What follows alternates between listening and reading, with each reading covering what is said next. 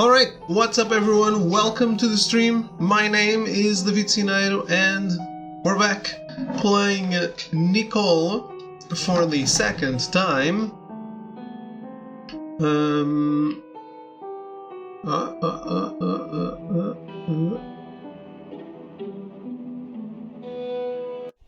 Load, yes. September 16th, exactly. So we did this the other day, but was pretty sick. First, it was longer than I expected, and I was pretty sick. So yesterday I didn't do anything at in the afternoon, but I think now it's time that we play it again. So let's keep going and see where this leads us. I think I have my guide ready. I do, I just don't remember where I was, but but I do have it ready. Agree not to say anything, I think. Yes, that's exactly it. Look, I remember. We found Jeff being suspicious in the lab. Anyway, now this isn't a sight you see every day. It's around lunchtime and I'm in the cafeteria to grab a bite to eat. I just don't expect to find Ted here too. I'm not saying I'm some sort of cafeteria regular, but I rarely see him here. Actually, I rarely see Ted around campus in general. I figure he must be working when he's not at school. Well, this is too rare an opportunity to pass up. I tightly grip my lunch tray as I go over to join him. I don't want to stumble and wind up spilling chicken soup all over him. Though that would be kinda hilarious. Ted has a table all to himself and papers are fanned out in front of him. Is he doing some sort of project? Oh man, I hope I didn't forget something for a criminology class. Please don't tell me that's for criminology. Ted doesn't even look up as I stop by his table side. Nope. Personal thing. You're gonna join me, sit on the other side. I don't want you messing up the files. At least he didn't respond with a go away Nicole like I was expecting. Carefully, I seat myself opposite Ted. He's resting his forehead into a propped up palm and the corner of his upper lip is bit between his teeth. Whatever he's doing, he's sure thinking hard about it. You don't want me to ask what you're doing, huh? Nope, but you're gonna ask me anyway, aren't you? I grin. It's nice that he knows me by now. If that's not for class, what is it? It looks like you're having a hard time. I try to lean over to read what's on the papers, but Ted shoots me a glare strong enough to push me back. Classified. Can't let you do that. Then just tell me what you're doing already. Fine. I'm planning out an employment strategy.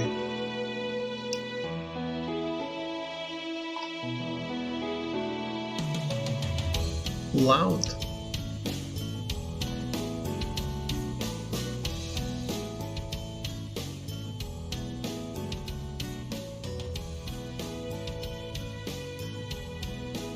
Sorry about that. Ted briefly holds up a paper and I see the words "now hiring" at the top in big bold letters. Ah, so it must be for your store, right? Bingo. Remember that guy who ran out the last time you were there? You mean the one you let get away? Ted blushes angrily and tilts his head away. Shut up. That doesn't matter. Point is, he don't hang around the store anymore.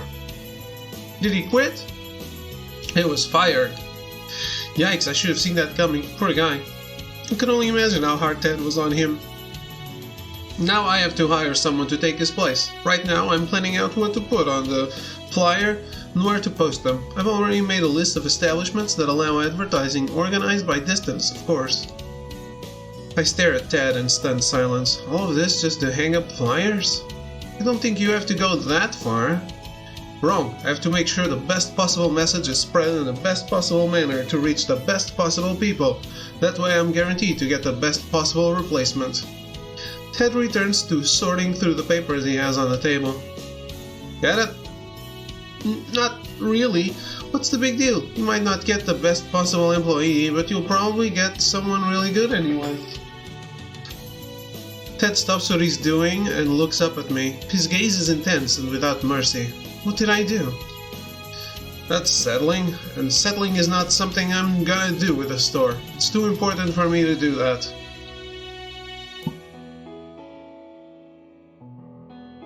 Alright, seems like volume is good.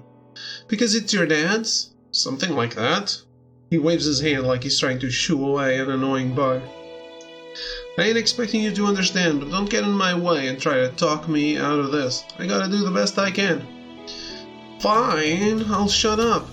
I look down at my bowl of chicken soup and suddenly remembering about it and stir my spoon around the broth. I start eating quietly as Ted goes back to his work. You're some kind of perfectionist, huh? Ted regards me with a side glance as I speak through the corner of my mouth. Uh-oh, I didn't mean to say that out loud. Noticing my trepidation, Ted takes pity on my poor soul. What's wrong with that? If I do the best job I can with all I can, then I can reap the rewards with no regrets. Yeah, but you're gonna get gray hair before you're 30. Ted scoffs and shakes his head. Have you seen my pa? It'll be a cold day in hell when that happens. Now, if you ain't gonna help, then shut up. I'm trying to work here, and I don't need to be laughing. I sorely spoon more of my soup into my mouth. At least he called me funny in his own way. What would you have to do for this job? Nothing too difficult. Work the register, stock the shelves, clean up, organize the back. I do the brunt of it, but I need to make sure whoever gets the job can do the rest. Oh, so it's pretty easy, huh? If you're competent. Okay, then sign me up. What? No. Ted jerks like I just punched him in the shoulder, and he looks up at me like he's trying to gauge how serious I'm being right now. Don't tell me you're volunteering. It's not volunteering if it's a job. What's with that face? It's only part-time, right? I can use the money. Ted sits back in his seat and crosses his arms stubbornly. Hey Zoker, how are you? What? I am good. How's it going? Blitch? Never heard it. I am as confused as you are. I'm sure you're not.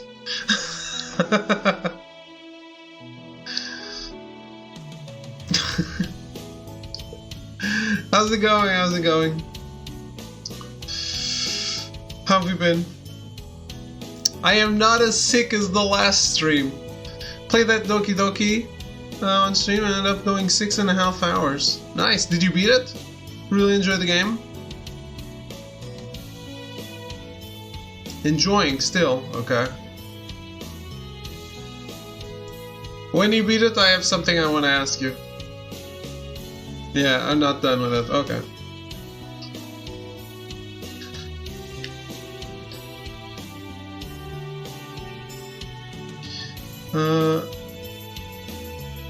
By the way, if you meant streaming the games when you asked me if you should play others, then don't stream Katawa Shoujo. Because it's unrated and there are sex scenes in it. And there might be an option to censor them. You can download it and see if the option to censor the adult content is there. If it is, you can stream it.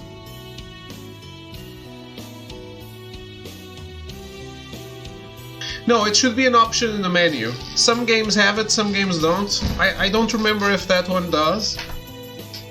If you can censor it, it's fine. If not, then don't stream it.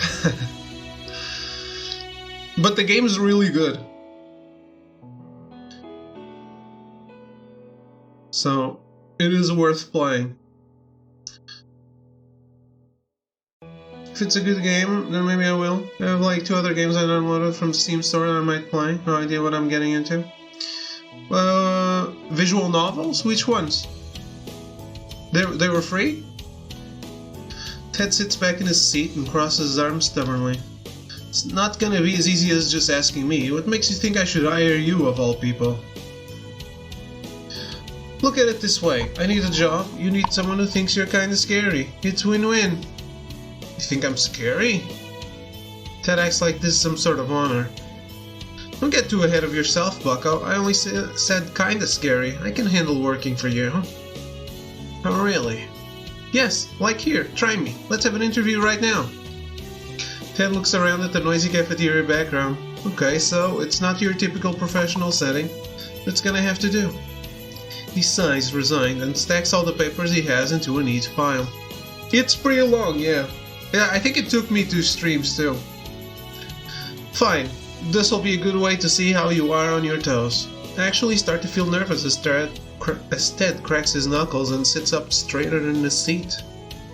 You're done with your soup. No eating during an interview. Petulantly, I take one last sip, then push my tray to the side. I think Ted might be taking this a little too seriously. Now, Miss Grave. He arches a brow as I reflexively snort. I'm not used to him addressing me so formally. I simmer down as Ted glares at me. Sorry, what were you saying? I was going to ask, do you have any prior work experience? Well, I do some odd jobs around town, but it's nothing too extensive. Other than that, I didn't do much during high school. Wait, no, I babysat my brother. Does that count? Not really, but I'll take that into consideration. Tough crowd, though I should have expected it, considering it's Ted. I'm gonna have to do a really good job if I want to impress him. Alright, game face, Nicole. You have to show Ted that you want this. We go through the rigmarole of your usual interview. Ted asks me if I have any time constraints that would get in the way. No. What? What about school? Moe and Ninja Girls? I don't know those. They are free? Both games are from the same series? Oh, and The Pinch of Magic. Let me look it up. Oh, they're not free. Huh? Oh, separate series. Okay. I'll still look it up.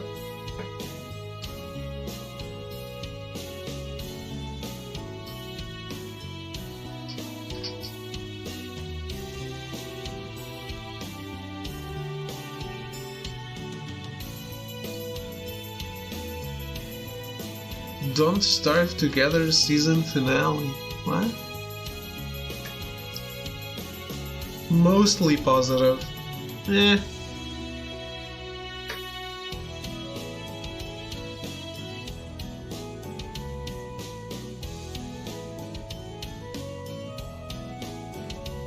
Oh man. Looking at it, seems like no.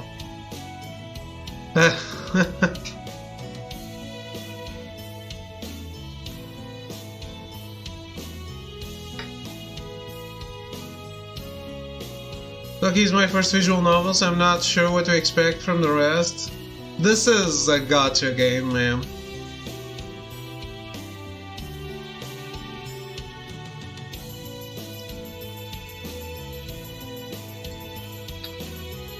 It's disguised as a visual novel.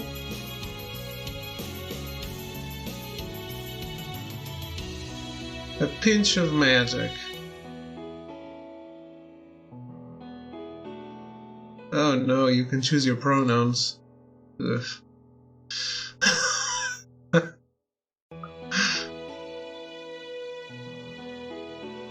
See, at least a pinch of magic. He's not trying to sell you a bunch of shit.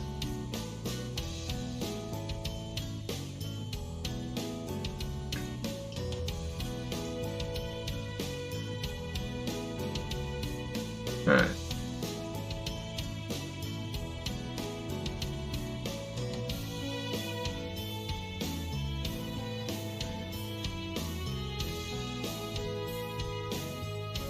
I've not opened the games.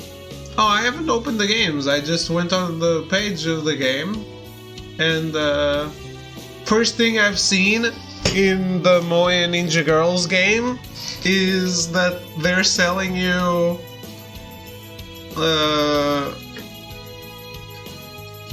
currency. So immediately I'm like, yep, that's a no.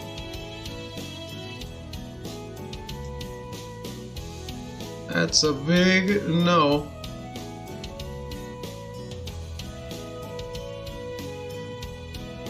Might skip that then, yeah. Unless you're really starved for shit to play, I would skip that, for sure.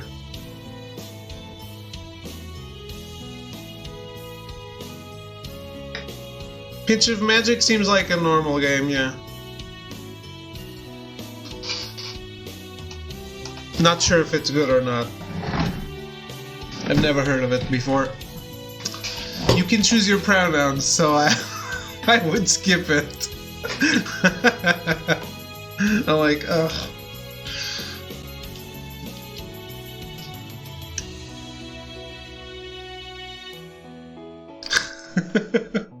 Immediately I'd be bored.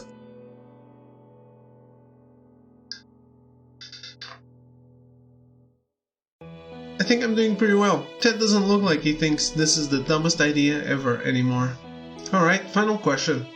I quietly cheer under my breath. This is the home stretch. All I have to do is nail this question and Ted will probably consider me for the job. If you had to describe yourself as a music genre, which genre would you be? Okay, say what? Could you repeat that question, please? Simply put, what kind of music would you be if you were music? Ted looks at me with smug expectancy, like he just knew this question would trip me up. Fine, I'll show him.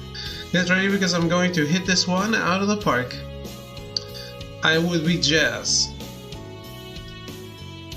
Right, trophy guide? Yes. I like to think I'd be jazz music. Ted nods and gestures for me to continue. Yes, because I don't know about blues or anything like that, but swing and ragtime are jazz, right? Those are super lively, which is pretty fitting for me. The techniques used in jazz are also impressive, just like my skills. That's mainly for improvisation. I blink and cock my head. That's the thing in jazz? Yep. It's when the musician gets to pick whatever notes he wants to play and goes with it. It works well if you're skilled, but if you're only a beginner, like a newly hired employee, it's likely to be disastrous. So I'll take that as saying hiring you would be a real gamble. Hello, Hint of Lemon, how are you? What? No, it won't be anything like that. I could kick myself as I realize I've fallen into Ted's trap. I open my mouth to say more, but Ted traps the edges of his papers against the table, cutting me off. That concludes the interview. I release a pent-up breath and finally relax my back. It got a little shaky at the end, but overall I think that had to be good enough for Ted's standards. I hope it was, at least. So, do I shake your hand now? Nah, you're good. I think I've made up my mind anyhow. I lean across the table, pushing off the toes of my shoes so I've nearly reached Ted on the other side. And Ted lowers his eyelids and stares me dead straight in the eyes. You can have the job. His eyes clench shut as I let out a victorious whoop. Gotta make some bank. Only because it would be a real pain and take way more time to hold more interviews. You don't seem like you're a half-bad worker. I doubt you can be any worse than the last guy. That's settling. He said he didn't want to settle.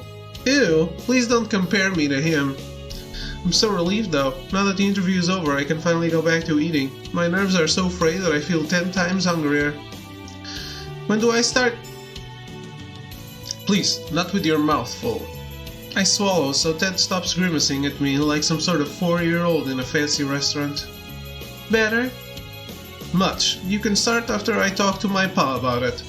Once that's clear, I'll get in touch with you. Well, Ted grows a little bashful. That means I'm gonna need your number. He asked for my number. Sure, no biggie. Give me yours while we're at it. Aye, Ted, amused as I pull my phone out of my pocket. You act like you're asking me out on a date? Shut it. I've never bothered with any of this. I wasn't sure if I was being too forward by asking. Well, here's some advice. Take a chill pill, boss. It's for work. I know. Don't call me that. Fine, Mr. Bossy. Soon as Ted's done groaning, we exchange numbers. The moment Ted's done entering mine into his phone, he returns it to his pocket and gets to his feet. Expect a call from me soon, Nicole. I'll be relaying your schedule to you once I've sorted it out. Okie doke. Are you going now? Well, there's no need to plan out my flyer distribution now that the problem's solved. Ted offers me a stiff farewell wave. So yeah, I'm out. I lift my hand to wave back, but Ted's already marching off before I get a chance to. I'm getting a sinking feeling that working for this guy isn't going to be a walk in the park, but hey, money is money. There isn't anything I can't handle. Whatever Ted has in store, he can bring it. I'll show Mr. Perfect that I can work just as hard as he can. So our commitment now is working hard? God damn it. Never. Oh boy.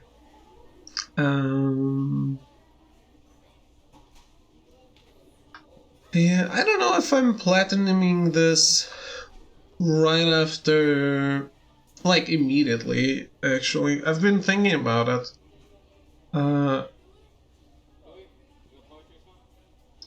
I only have one more platinum I can get before number 125, which is a milestone on PSN profiles. And I wanted to make that Final Fantasy X too. It's gonna be a lot of work.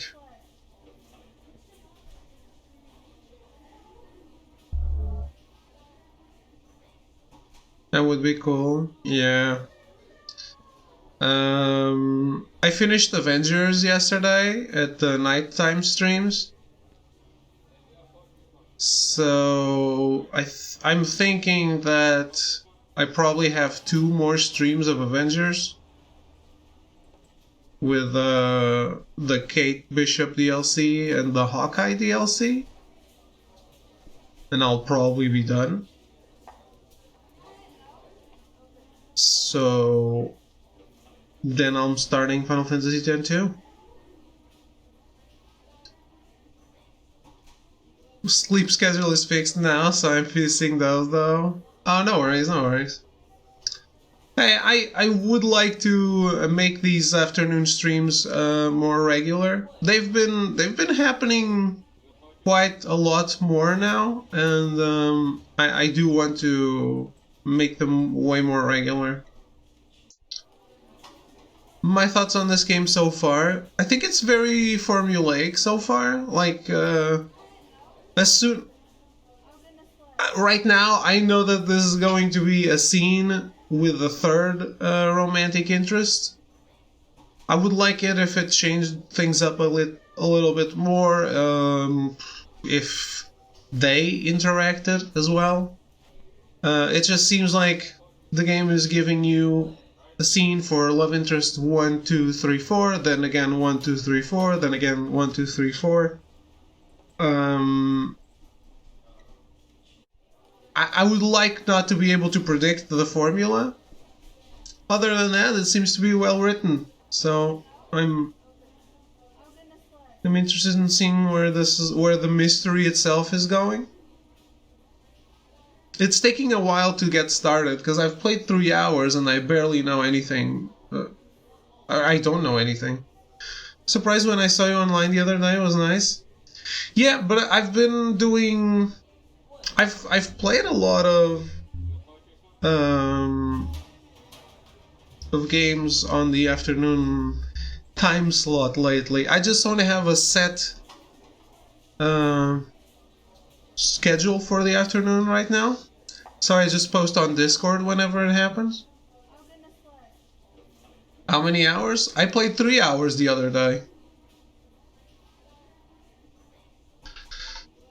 So I'm hoping that 6 is enough to beat it.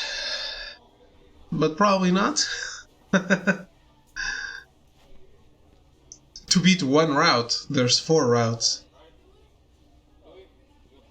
Thought you said 30 like damn. Oh no. Not that kind of visual novel. I'm getting nervous. Econ class is going to end soon, and normally I'd be so ready to get out of here and go, but it's different today. By the way, if you want a visual novel that's not a dating simulator, and you like murder mysteries, I recommend the one and only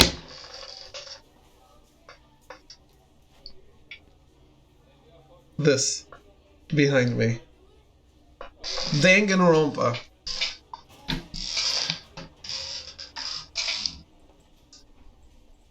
It's the best visual novel ever made. You have to pay for it though. But hey, I have a plushie from it, so there's a reason. It really is the best visual novel ever made.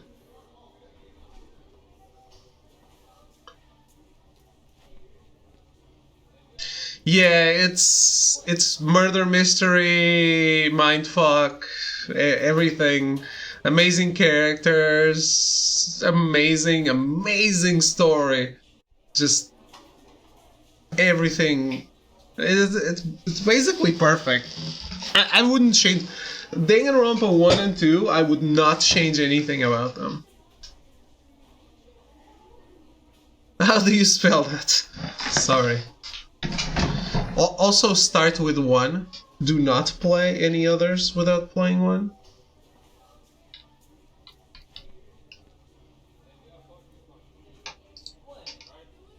This is very important, because they build on each other.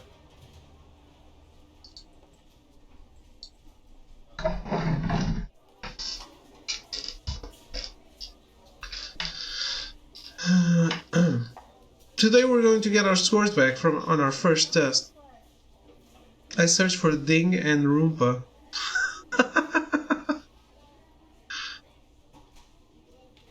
It's only natural to get nervous, but I don't know how to feel at all. It was kinda hard for a first test. I can only imagine what my score could possibly be. At this point, it's up in the air. My mind's elsewhere as my teacher continues with his lecture. I'm barely registering what I'm typing.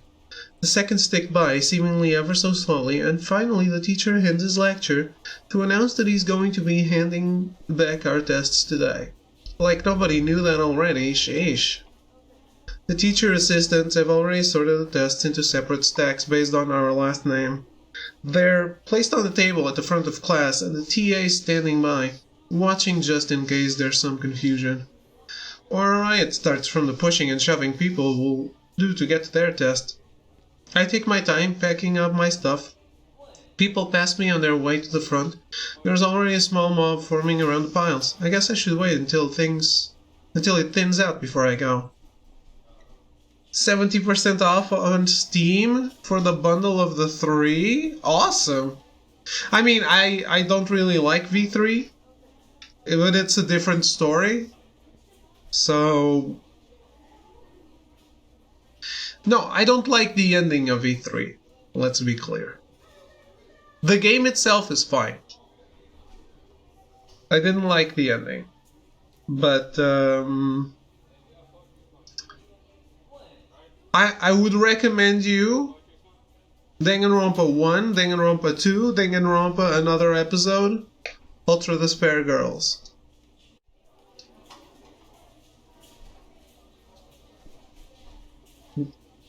They're on Steam. V3, I would only go for if you really like the other ones. Or, if you really like the other ones, you should avoid it.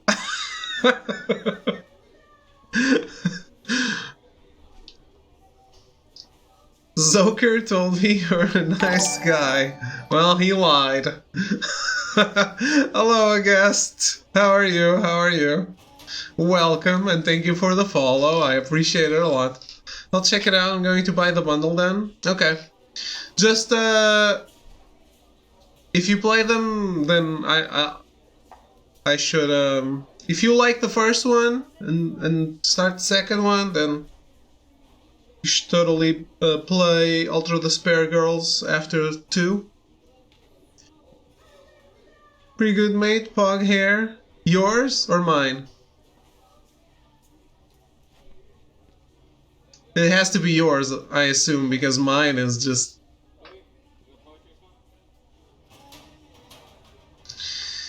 I don't know what's going on with my hair. It's called lockdown hair. Yours? Really? Alter Despair Girls. Ultra Despair Girls. You like my hair too? Really? I feel like my hair right now, that's exactly it. I feel like my hair right now is just an unruly mess. I am bald, so yeah. Okay. By choice or did your hair fall off?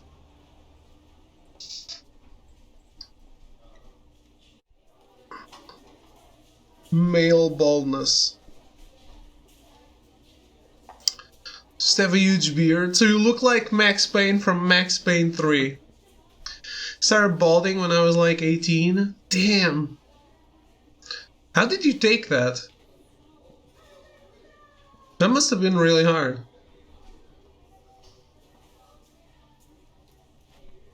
My hair started being really weak at the top because I was always wearing those big headphones that always rubbed against it.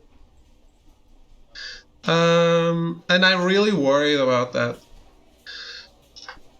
It's still weak. It's a weak hair. So I don't know how long I can have the unruly mess that I have right now. But yeah, I changed to like normal earbuds to try to save it. Conserve it for a few more years, hopefully. Also, like growing bald only here would be even worse for me, I think, than just going. Well, like if I go bald, I better just go completely bald. I think. I don't know. What do I know? You're comfortable with it now? It was rough. Yeah, I think it's probably a really big hit on the self-esteem.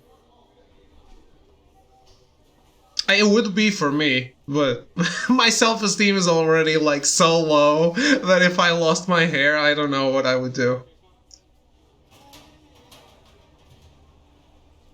You don't have to worry about it now. Hopefully, hopefully.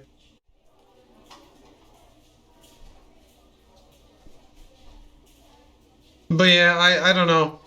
It's like one of those things. But I shut myself at home and not let anyone ever see me again. Maybe. I kinda already do that. Make up for it with a beard. Yeah, you can say you're rocking that amazing Max Payne 3 look.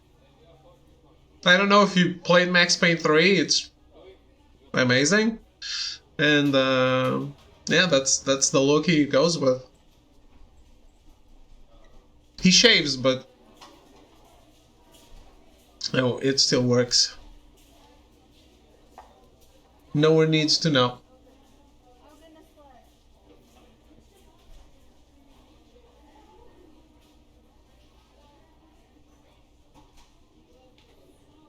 Don't think you'll look that bad bald. Let's hopefully never find out.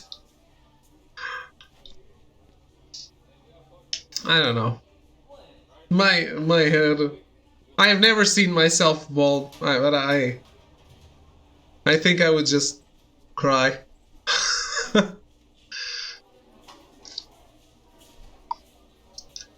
Alright, where was I? A few more minutes and I see my chance. There's only a few people surrounding the table now. I pick up my shoulder bag and hurry down.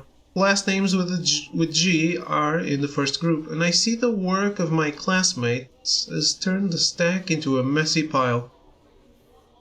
Of course they couldn't keep it neat. Oh well, it makes it easier to look for my name. I feel a sense of dread as I search for grave. Most of the scores I see marked in red are the 60 to 70 range. I mean, considering this class is going to be scaled down, it's not so bad.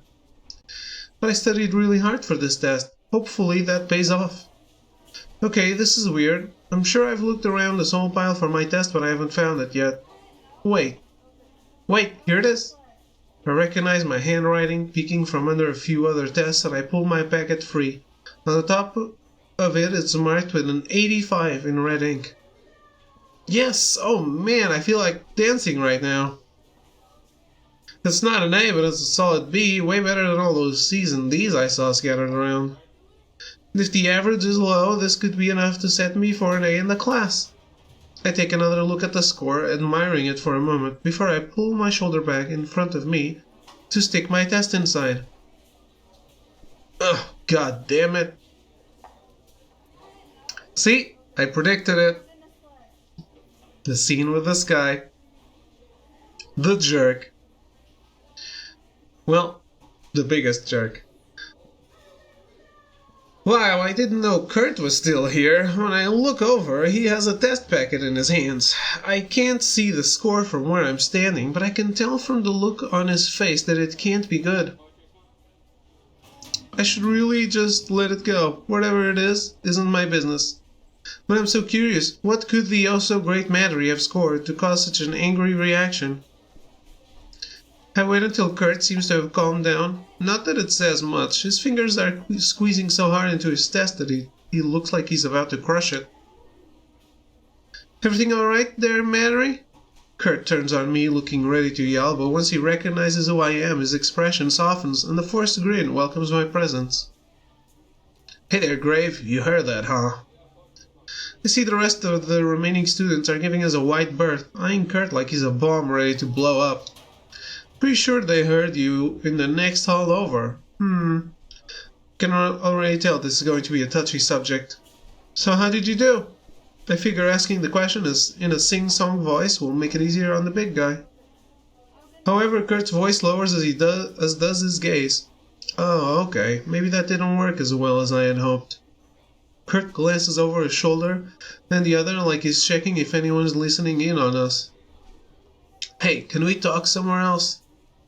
Geez, I just wanted his score, not his life secrets. I agree, though, and Kurt leads me out of the classroom and outside. Is he wearing a basketball shirt to class? Is that a basketball shirt? I don't know. He plays football, right? Oh, who cares?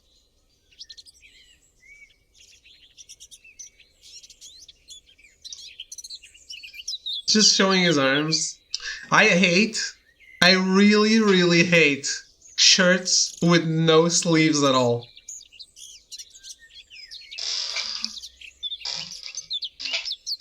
Like, person, I do not need to see your armpits.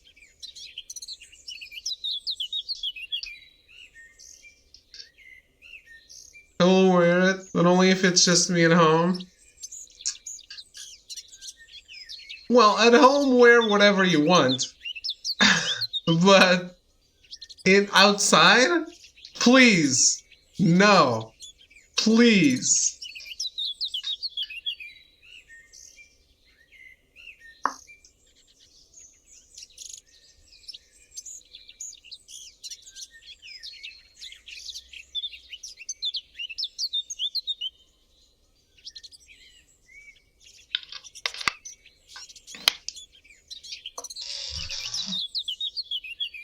It gets really hot in South Africa though, right?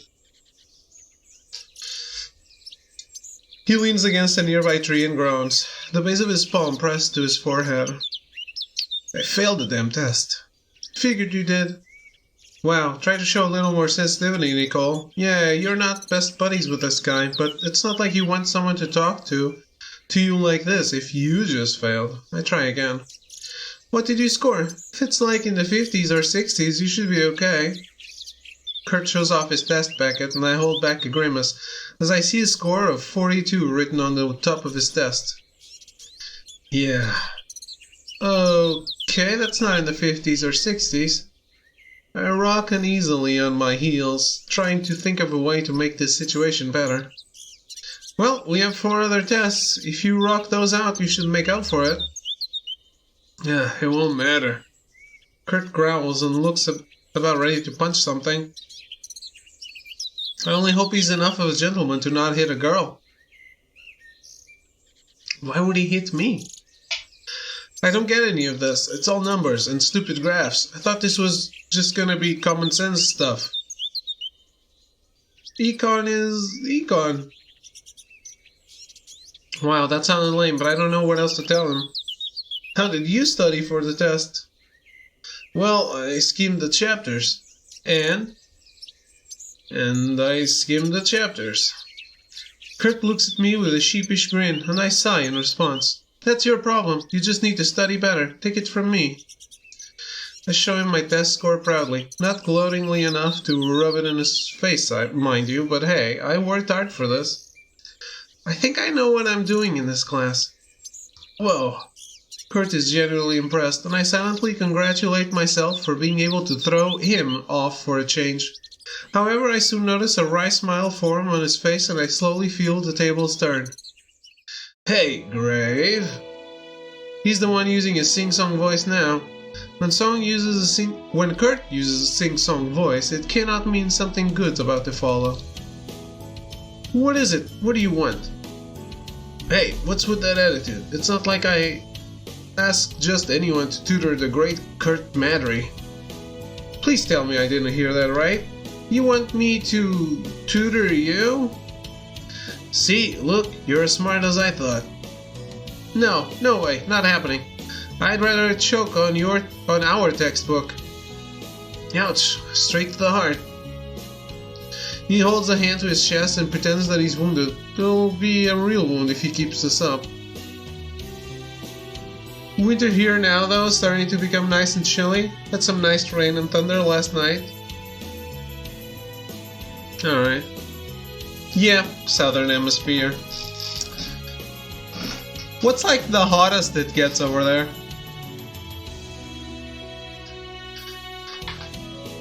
Look, sorry, but I haven't really done this tutoring thing before, so I'll have to pass. Good luck, though. I try to walk away from Kurt, but he hurries in front of me and holds his arms out wide. Jeez, I forgot how big this guy is. 38-42? Okay. So it's not as different as Portugal, then. Move it or lose it, Madry. No means no. Hey, can't you just hear me out? Gives me this puppy dog look that manages to make my heart melt upon sight. Man, I bet he rehearses this all the time to get what he wants. Fine, but I'm only giving you 5 minutes. Starting now. I told you I was here on an athletic scholarship, right? Yep, and I know that means you need to keep above a C average or you can't play. If I don't pass this class, I'll be on academic probation. I have to be able to play ball, or they'll stop paying for my stuff. Kurt sighs and presses his hands together, pleading. Look, trust me when I say that I don't want to bother hiring a tutor, but it's obvious that I need one. Grave, you're my last hope here. I'm seriously begging. Gosh, this guy. I can feel my defenses crumbling as he gives me another dose of that puppy dog look. I really don't like Kurt. I don't hate him, but he's far from being a friend. If he was desperate enough to ask me, I figure sucking up his pride should count for something. Okay, you got me. I'll help you out. For free? Kurt lets out a whoop and throws his fist into the air. Friggin' sweet, gotta pass this class for sure now. As I watch Kurt snicker smugly to himself, I get the feeling he thinks I'll be able to solve this all for him. Thanks, Grave, I owe you one. Yeah, that's definitely what he's thinking.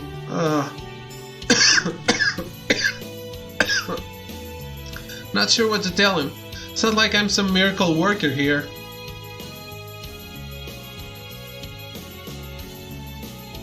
Brag? Okay. Okay, guide. If you say so. It won't hurt if I puff up my ego for a change. Of course you gotta pass the class with me as a tutor. Which one of us got an 85 on the test just now? Kurt stops grinning and grows silent for a moment, looking kinda lost in his thoughts. Oh crap. I might have sounded like I was rubbing it in his face. I mean, just saying that you don't have anything to worry about, Madry. I'll do my best to help you out if you need it. I do. Man, I need to pass this class. His voice is strained with anxiety, and I feel like I totally messed up his confidence before I had a chance to build it up. I can't play ball. No, I can't let that happen. I just have to hope I earn a C at least. He sighed heavily before turning to me. So, can we plan out our meetings and stuff later? I have football practice soon, I can't miss it. I do notice that he sounds a little more stressed than usual now, but I decide not to say anything. I don't want to accidentally make the situation even worse than I have already.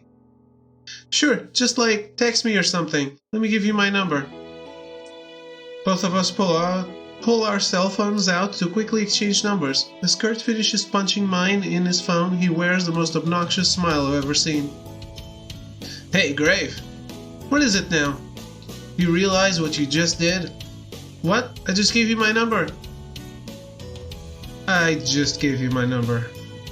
I hadn't even realized I'd done that. The worst part is that I gave it to Kurt willingly. He didn't even trick me. Hey, it's just for getting in touch about tutoring sessions. Don't let it get to your head, Casanova. Whatever. That doesn't change the fact that I still got your digits. Kurt saunters away, humming a melody under his breath with words I can faintly recognize as I just got Graves' digits. He continues this down the hall and soon he passes the corner and disappears out of sight. I'm telling you, that textbook is looking more and more appetizing by the second. Well, it is your own fault, Nicole. It's been a while since I started taking Vox's advice. Results? I don't have a clue. I frown and scroll down the dashboard of Roller, killing time as I wait for Darren to arrive. I've developed a sort of schedule lately. I get to class early, sit in the same seat for who knows how long, and when I see the target arrive, I make sure to greet him with a "Hiya, Darren." What's up, visual novelers? Hello, Metal. How are you? I perk up as I notice him walk into the door and greet him enthusiastically. The other students in the classroom didn't pay me any mind. They're used to me shouting this early in the morning. Did you just wake up? Darren is pretty much used to it too. He barely flinches when he hears me call his name now. As he walks past me to take his seat, he gives me a small wave and an acknowledging nod. Then nothing. Today I'm going out to watch a football game. Oh, I'm very sorry. Woke up a while ago. Okay. I'm very sorry, man. Yeah. There's just some things in life you can't escape from. Like playing a game on a PC, watching a football match. But hey, life's still worth living. I hope you can power through. What matters is I'm going to be with friends. Just not a lot of us. Just remember when you're watching the match that it does get better. It might not feel like it, but it eventually will end. And you can go back to your life.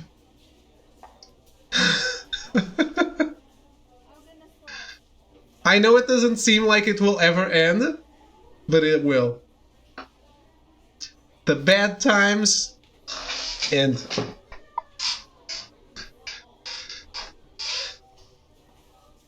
Then nothing. Just like every other time. I grumble silently and slump in my seat. Is this even working? My chin nearly touches my desk as I sink into my laptop. This is all Vox's fault. I'm going to send him something mean on Roller. I sit up and click the shortcut I have, instantly taking me to the site. Once I see a link to Vox's blog, I click and prepare to write my jeering complaints. However, I should have known I'd be distracted by his blog.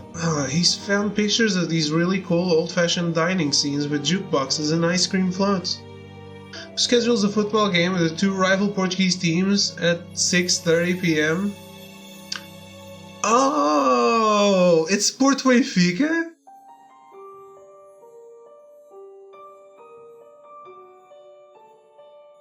Is that it? Yes? Oh! So it's not just going to be boring. You're coming home with a black eye. Got it. Look forward to seeing pictures of that. Yeah. I hope you don't break your arm too.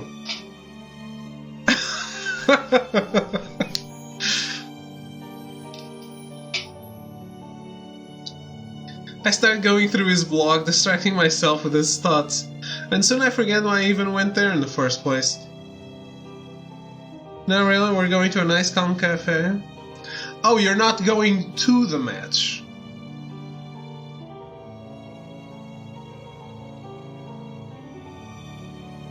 Sorry, I thought you were going to the stadium.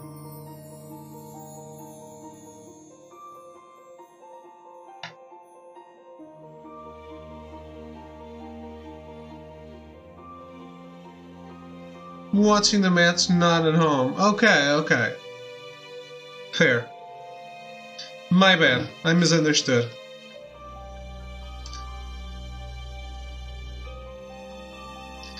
Ah, that's right. I was going to complain to him.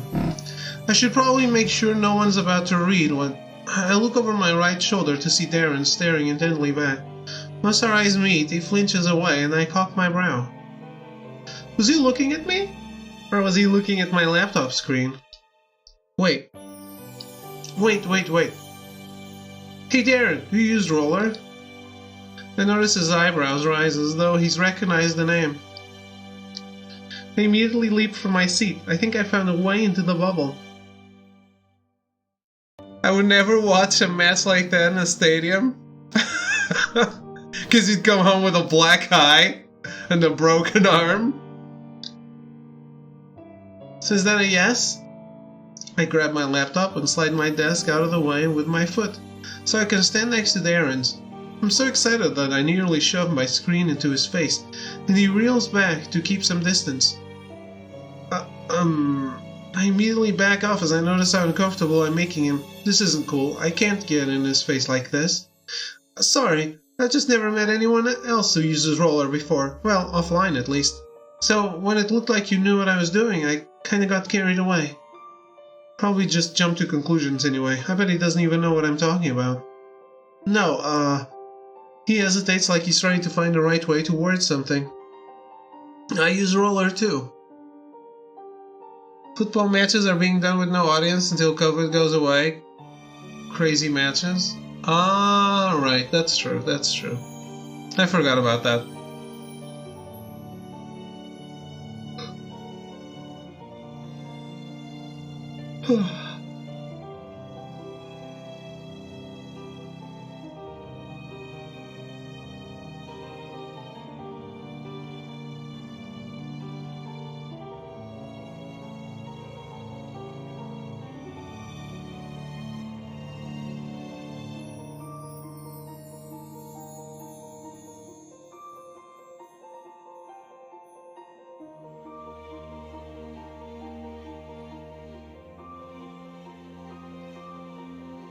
Alright. Watching matches in a stadium is great for the environment and such. You make it sound like it's great for the environment of Earth. Watching them on TV sometimes better to actually see what's going on. Yeah, I've never watched a football match in the stadium, but I would imagine it's actually shit compared to watching on TV, because unless you really know exactly who's who in each position of the football field, you don't know who's touching the ball. I don't even know how you keep track of the ball sometimes. If you're on shitty seats is shit.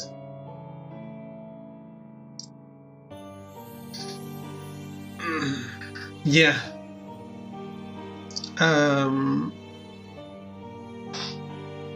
Like, even concerts. So, you know, I used to do a lot of concerts. I used to cover a lot of concerts professionally, right?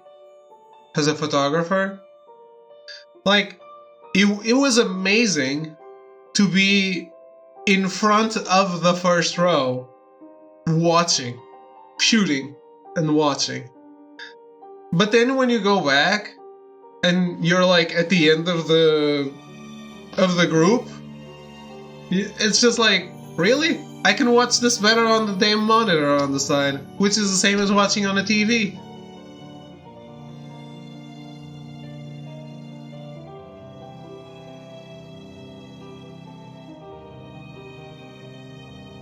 I don't know. It's either first row seats or nothing for me.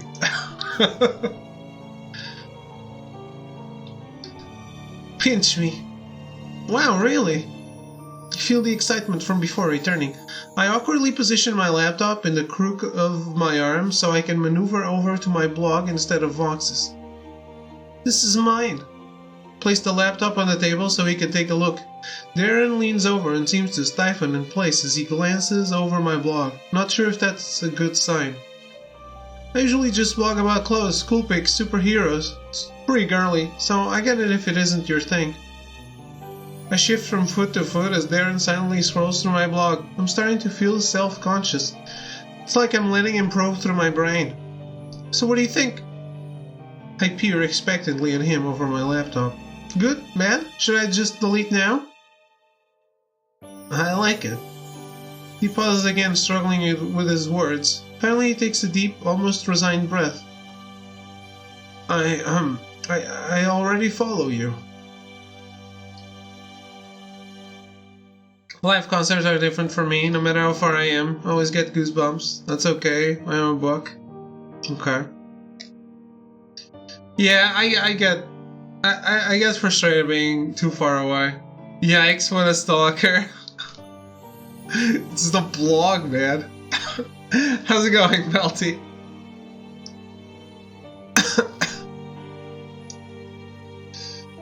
Well, a blog is supposed to be followed.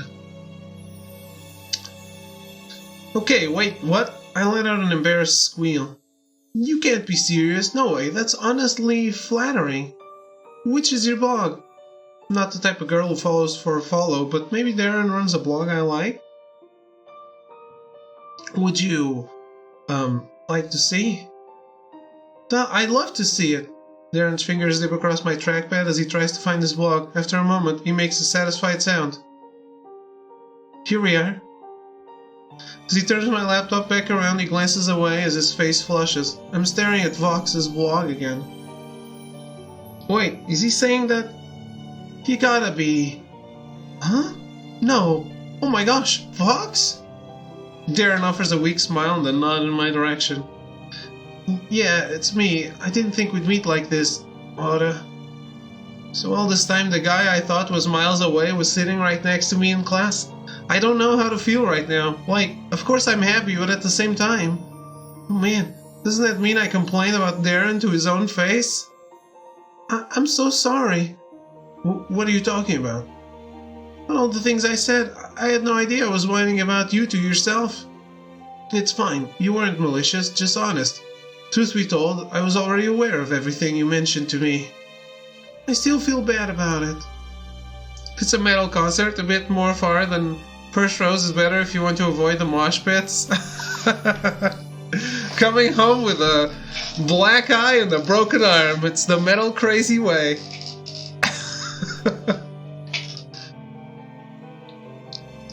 It's nothing to feel terrible about. Perhaps it should be me who's apologizing. Darren glances away and shuffles uncomfortably in his seat. His voice gets even quieter than it was before. I had my suspicions ever since the day you asked for advice Of course, I wasn't certain. It could have just been coincidence, but it became increasingly clear as the days passed that this was not the case. I'd never met anyone so determined to speak to me. Then I recalled the advice I gave Oda, and that to the fact that your name is Nicole, and it's actually really obvious. Wow, this is embarrassing. It's not like I was trying to hide my offline persona from my online one, but yeesh, I seriously need to learn how to be more discreet. Wait, so why didn't you say anything? I'm not that good at expressing myself verbally. I wasn't sure how I would broach the subject without it turning awkward. Well, that ship has kinda sailed. My meager attempt at a joke does nothing to make Darren laugh. It's a shame. I know I'm not much like my online persona. Not really, no. Darren laughs ruefully in face of how blunt I am. Funny how I make him laugh only when I'm trying to be serious. Actually, mosh pits in Portugal are crazy, but people are not there to hurt anyone. And if anyone falls, which happens a lot, everyone makes a circle to stop anyone from stepping on them and quickly lift them out. Yeah, I know that. I know a lot of people in the metal circuit in Lisbon. Do you know Chapada na Tromba?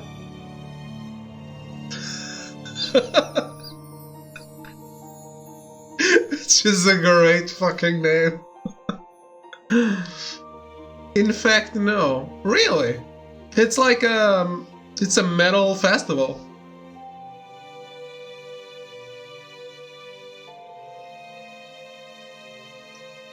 It's a festival, not a band. Never heard of it. You should look it up. It's with an X. Chapada with an X.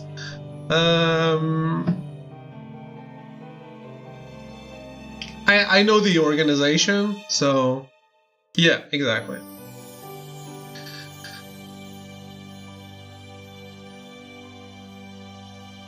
I know like the guy who puts it all together, so I know a lot of the bands. I don't know if you've seen the Last Supper photo shoot I did with metal band girls.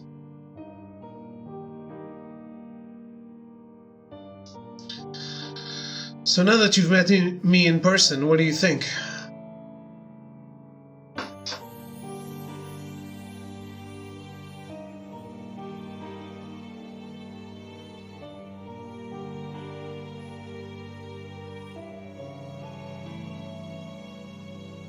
Definitely not what I was expecting.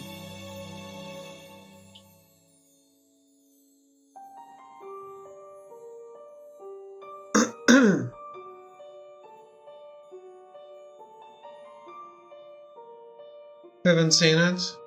You did the boss, the secret dungeon? Oh, bought Dark Souls 2. Okay. $8? So it got a discount immediately after you wishlisted? I think I heard about the question. What was the rule again? Honesty is the best policy? You're way different than I thought you would be. Darren appears so crestfallen by my reply that the tips of his hair seems to drop. It's okay, I thought you would say something along those lines. I'm quite used to it. Oh, okay. I hastily speak up.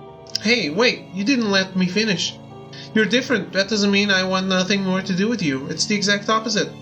I want to know you even more. How many times do I have to say we're friends until you get it?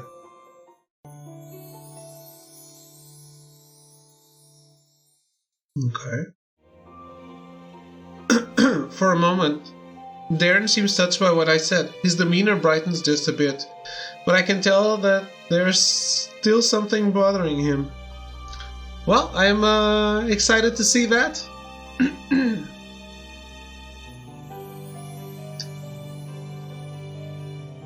I was actually worried you'd climb. So, just in case I'm not there when it happens,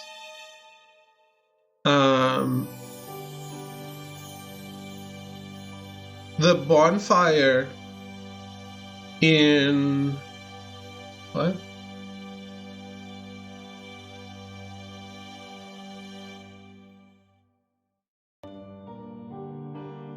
The next bonfire is hidden. So yeah, you should probably not play them back to back. Might burn you out. Also good to... It's good because you need to unlearn the timings for the healing. So that's good.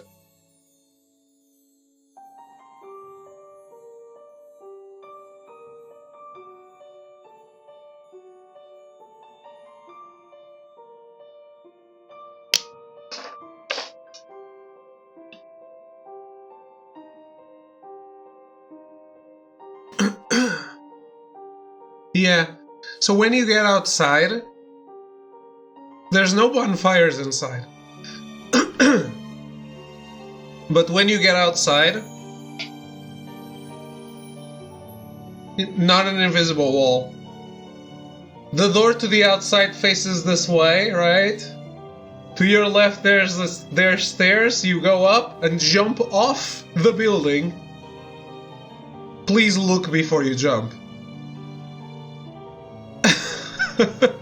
Jump off the building to land on a bonfire.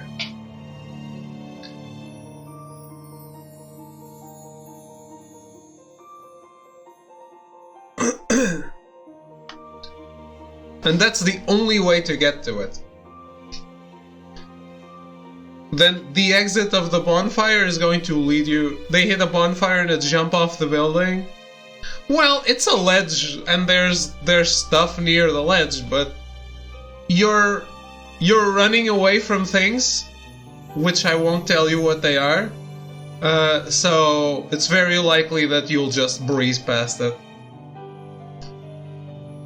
And that would mean you got to a boss at the end. Fuck that palace. I told you, man, Sans House of Fun. Sans Fortress is just... You haven't hit the hardest... what I think is the hardest part. At least, well, I fell asleep. Maybe you did. There's a bridge that's like this big.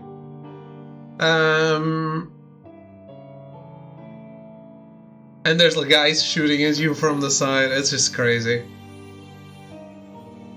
Well, that's really the end of it. I died again on those bridges with those close together axes. Okay. That might be the one, no? Maybe that's where I always died. I've seen you die to the rocks a bunch of times. So, no? I've seen you be trampled by those rocks like I don't even know how many times. I even clipped it.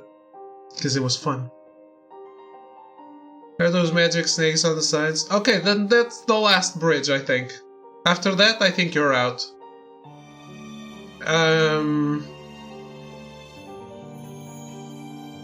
But yeah, you'd have to climb all the way, then do the outside, which is still considerably big, and then hit the boss, and if you failed the boss, you would return to the bonfire at the bottom if you didn't see the secret bonfire, which is crazy. You got the NPC? You did good. Yeah, Big Hat Logan.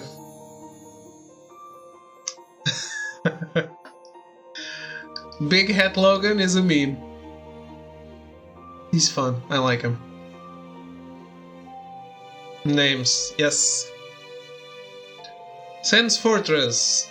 Big Hat Logan. Laurentius of the Great Swamp.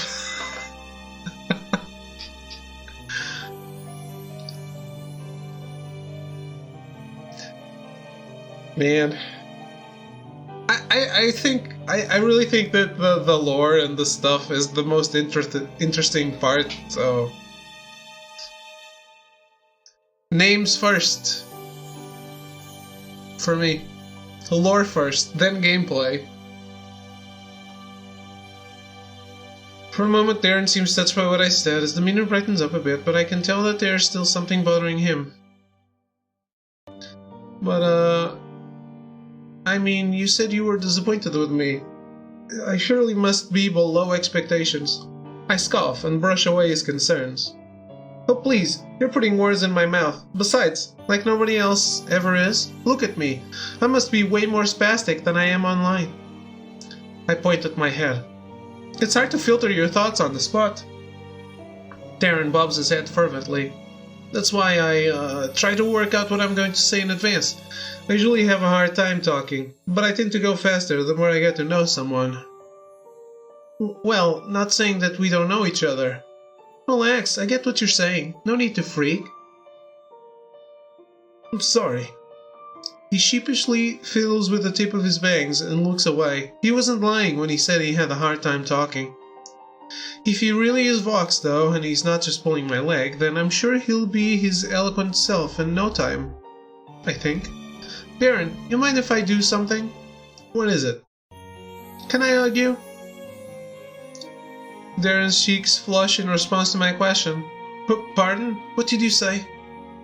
We've been friends on Roller for a while now, and we're now meeting offline. Don't you think this calls for a hug? Come on! Darren goes all wide-eyed and he shoves his palms out as if he's going to push me away. No, absolutely out of the question. It would not be appropriate. What? Come on, just like a side hug at least? I mean, I'm really sorry, Otto. I'm not too keen with hugs. Any physical contact, really. I slump my shoulders in defeat.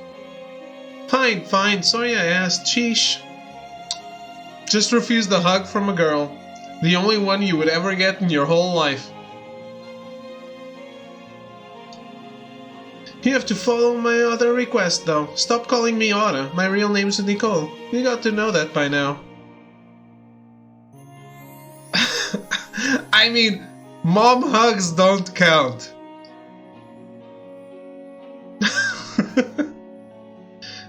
Nicole. He says it experimentally, as though saying my name produces an unknown taste on his tongue. Very well, Nicole. I can do that. So, wait! This makes it official. We're now roller friends both off and online. Darren manages a small, embarrassed smile. What about sister hugs, sweet home Alabama? No! I suppose this is an occasion worthy of a post. You know it! I smack my lips as I reach over and flick the space in front of him. Pop! What did you do?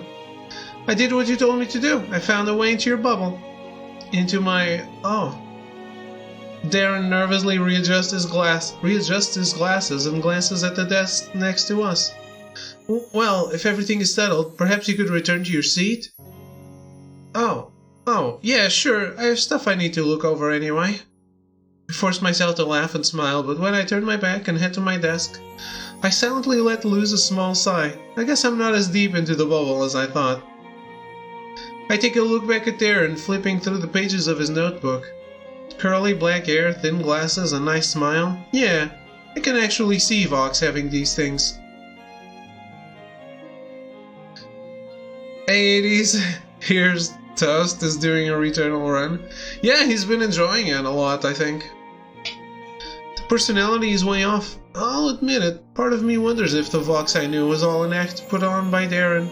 Could the person I admired actually not be who I thought he was? I dismissed those thoughts with a shake of my head. No, that doesn't matter. I meant it when I said I wanted to know Darren's offline self.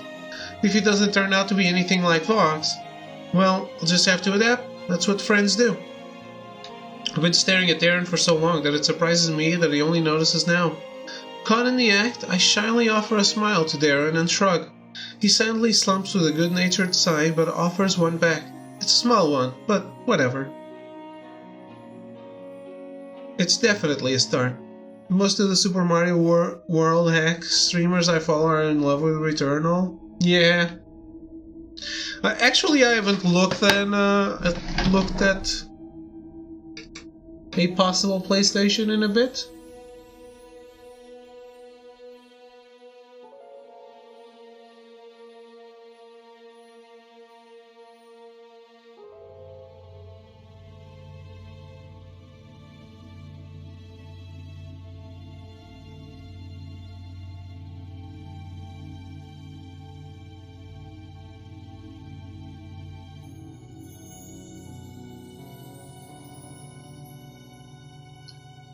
I find it really weird that Vorten is selling an Xbox Series X for pre-order. Like, you order it now and they'll send it. I think I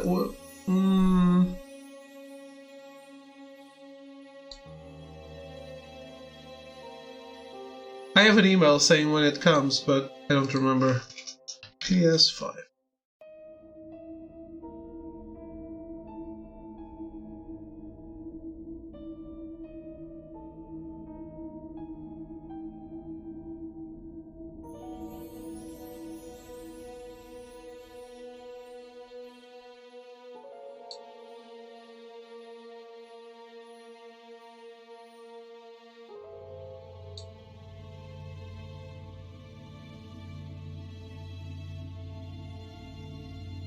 Delivery until May 21. Why do they do Xbox pre-orders but not PlayStation? Is it that bad with the stock?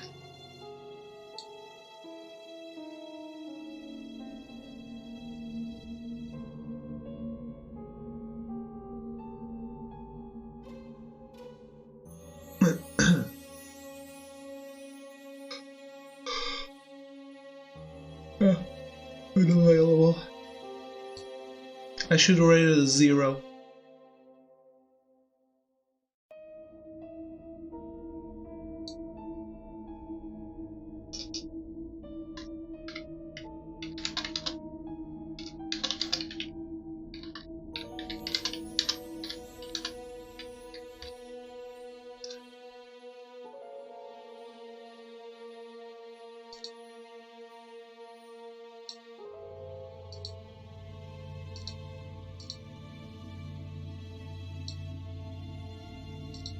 Zero stars out of 5 because it doesn't exist. The PS5 is the worst console ever made because I cannot touch it. My hands go through my imaginary PS5.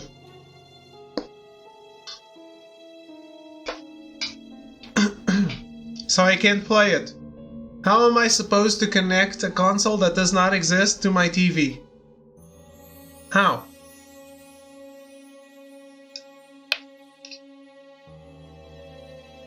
Does the PS5 even exist? I don't think so. I think people online are just trolling us.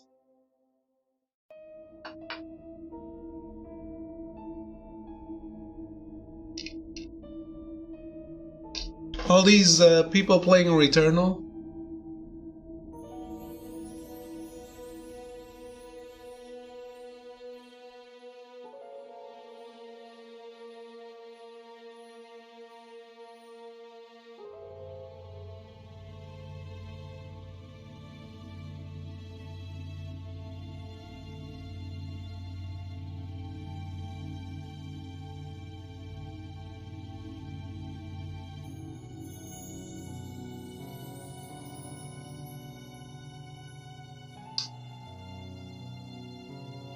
The moment I get out of class, I hurry back to my room, feeling super self-conscious and paranoid. I honestly don't know how I dragged myself out of bed this morning. The thought of that creep being out there spying on me makes my blood run cold. Stubborn defiance was what it was, I guess. I've resolved not to let this get to me in any way. I won't be able to crack this guy's operation here otherwise. Yeah, I know.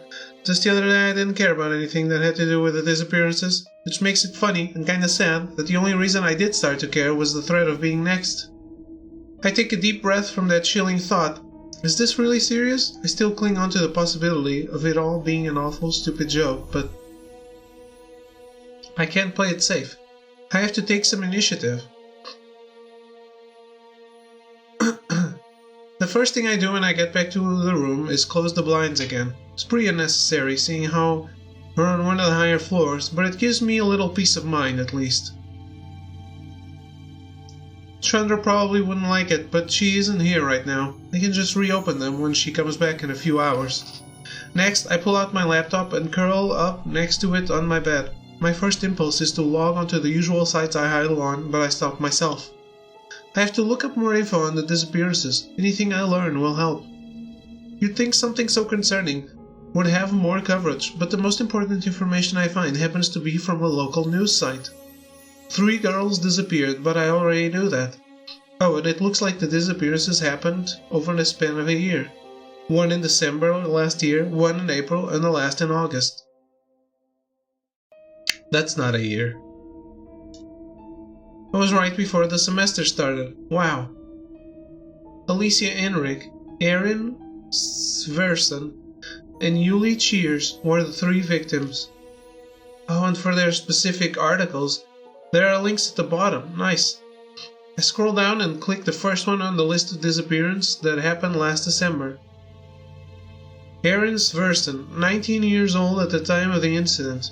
She was a second year when it happened and pretty active on our school's track team. It's true, searching for her name brings up a whole bunch of sports articles. Dang, she won a lot of races. Looks like she was mostly a sprinter for the 200-meter dash. But it looks like she was noticed to be missing near the end of the fall semester. They searched for about 3 days and eventually found her unconscious in the park, wearing her usual track suit. No signs of assault or harmful substances found either, but there were traces of a narcotic, as well as a faint hint of some unknown opioid. Whatever that means. When questioned, Erin couldn't seem to remember anything from the day she had gone missing. How strange. I can't imagine having just this big gap of time where I can't remember anything that happened. Okay, next, girl. Let's read about the disappearance that happened near the start of the year. Alicia Enric was the victim that time, older than Erin at 21, which means she was on her 3rd year. Looks like she was a chemistry student in the chemistry club and in our school's honor society too. She must have been really smart to be involved in all that. Then, yeah. Opioid? Yeah.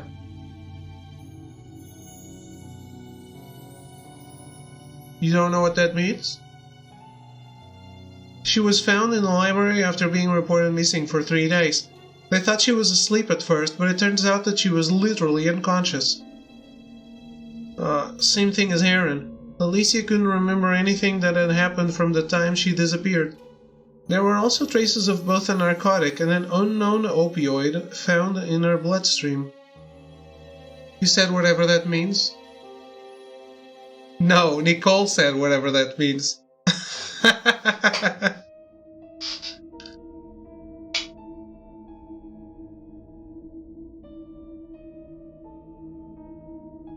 That's the second time those 2 terms have come up now. A narcotic is like something that puts you to sleep, I think. And I've heard of an opioid before.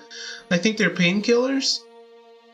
Going to trim my beard and shower. I'll be here in a bit to say goodbye. Alright. Don't slip in the shower. I make a note to look that up for sure, then click on the last article about Yuli Cheers. This was the disappearance that happened in August. She was 18 and about to be a second year here at school. There isn't much about her school-wise, but it seems as though she volunteered in local shelters around town often. They even have testimonials from her co-workers in here. It's the same as the other girls. She went missing for 3 days, then popped up somewhere unconscious and with the same drug traces. Only this time she was found beside the disco pub in town. That's a little sleazy, which is weird since she doesn't sound like that kind of a girl. She was apparently still wearing the same clothes she had been seen in the day she had gone missing, and likewise couldn't remember a thing from that day on. And it looks like that's all the info there is on that. I bite my thumb as I think this over. Okay, similarities. There have to be some. Let's see. All 3 girls went missing for the same amount of time, 3 days.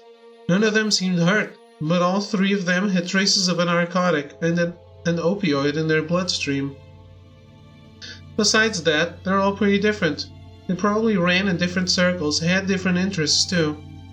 Yet the abductor chose to kidnap them for some reason. And now they're apparently after me. I feel hollow at the thought. Even if I've accepted that this is happening, that doesn't mean I'm okay with it. There has to be something I can do. Maybe if I found out more about these girls and what they did, I can figure out exactly how they were taken. Kind of a stretch, but that's all I have to go off right now. I let out a heavy breath and smacked my cheeks a few times. Alright, that's enough depressing stuff for now. As much as I don't feel like doing it, I have things to study and go over for school. Why does she suddenly think she's being targeted? It's like I'm getting slices of something. So I'm about to get ready for that, I realized something really stupid. Wait, did I have Flight open all this time? That's right, I have it set to log me in automatically whenever I turn my laptop on. I must be seriously out of it. This whole situation must have me shaken up more than I thought. At least a ton of people didn't message me while I was distracted, just Darren did. Hello Nicole, I was wondering if you finished the reading for anthropology. Right, we were assigned page numbers to read for the next class. I quickly typed back a reply. I don't want him to think I'm ignoring him. Sorry Darren, I totally forgot. I was in the middle of something else. In typical Darren fashion, he starts to respond right away, even though I left him hanging for about 20 minutes. He's always so on top of things. Jeez. Am I disturbing you? No. I don't know how many N's I have to type for him to get to the point. I was just, well, reading something, but not the anthro stuff. You know about those weird disappearances that have been happening, right? You were reading about those? Yep, I was looking into them. How odd. You never seem to be that interested in them. Well, I am now, okay? But I'm done reading about them. I'll get started on the anthro. Do you need help on something, or, There's this part I don't understand, but I'll ask when you finished reading. I also wanted to make sure that you remember to read it too, and this was my way of checking. Oh my god, okay Mom, I'm doing my homework now. When will dinner be ready? You have to stay in your room with that attitude. Get out. I'm not in your room. I groan and try to stop myself from smirking. I hate how witty Darren can be online. It can be hard to keep up with him. It's way different from how quiet he is in person, but you learn to adapt to it after a while. Uh-oh, Darren. Darren! This could be a good chance to ask Darren about something that's been on my mind. If anyone would have the answer, it would definitely be him. Is there a way to find out who's been visiting your blog on Roller? Not sure, but I think so. Why do you need it? What do I say? No real reason, just think I might have some kidnapper after me? That's definitely reassuring. Just curious to see. I want to know if I have any obsessed fans since I'm so popular. How very humble of you. There are several visitor trackers you can use. Some can even be hidden, so they have no idea you're breaching their privacy. Shut up, I'm not going to use this to stalk them. Can you show me how to do this? Where do I even get it? I'll try to find a suitable one. You should start with the reading in the meantime. It isn't long, but it can be complicated at parts. I'll ignore that you're bossing me around since you're being totally awesome and finding it for me. Thanks! Not a problem, give me a few minutes. Darren presumably gets on that, and I stretch over the head of my bed to grab at my textbook on my desk. Awesome. If I get this tracker thing working, I should be able to get some dirt on this abductor if they ever bother me again. Thank God I'm friends with Darren. It pays to have someone good at all this coding stuff to help. My attention jumps from my textbook to the computer screen every so often to check if Darren's gotten back to me yet. I get about halfway through before I finally hear back from him. I found something that I think will work. I don't use one of these, so I'll allow you to find out for yourself. He pastes a link into our chat and it leads to a visitor tracking widget like he said. Oh, cool. There are instructions there, but I'll walk you through the process just to be sure. Thanks! Okay, so I copy the code it shows, then I have to paste it somewhere on Roller? Yes, you'll have to edit your HTML. But first you have to make an account on the website. Alright, let me do that first. The procedure probably shouldn't take as long as it does, but I eventually get the widget on my blog and working. I'm on it. Do you see a change? I refresh the page where all my tracks and hits should show up, and I see that it's registered someone. That must be Darren. It works! I get your IP address and your location, time and date too. I was kinda hoping it would give out identity, but that's kinda illegal. But that's kinda illegal. Extremely so. But I'm glad it was a success. Many people use a visitor tracker nowadays. I'm sure it'll come in handy for something. Like tracking creeps, I think to myself. I should get back to reading. You're still not finished? You got distracted by this? It's fine, please continue. I'll be here when you're finished. I smile as I look back down to my book. I'm starting to feel a tiny bit better about this, thanks to Darren's help. Now I have a surefire weapon to use against the abductor. But I still shouldn't forget to find out more about these girls. Maybe asking around their usual spots should work. Anything I find out will do. Alright, let me take a quick break. Really fast, and I will be right back.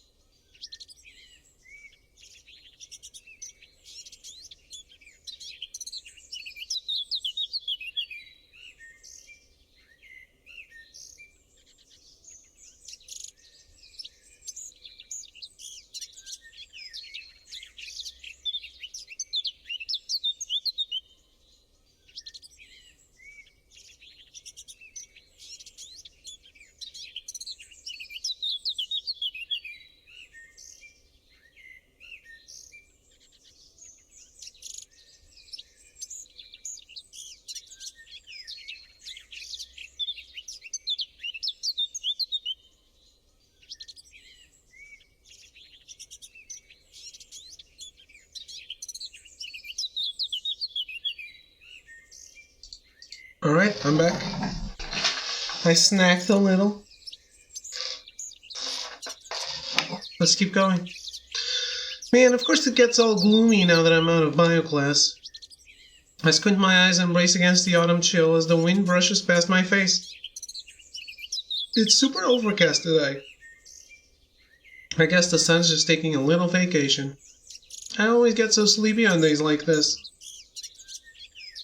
That and the lecture today was super boring. I could be barely paying attention. This class is turning out to be way harder than I thought it would be. I could barely pay any attention. I'll just make sure to pay extra close attention when I read the chapter for this section. Boom! Problem solved. Except I never really get what I read when I read it. Alright, no, come on, Nicole, you got this. Don't worry over it.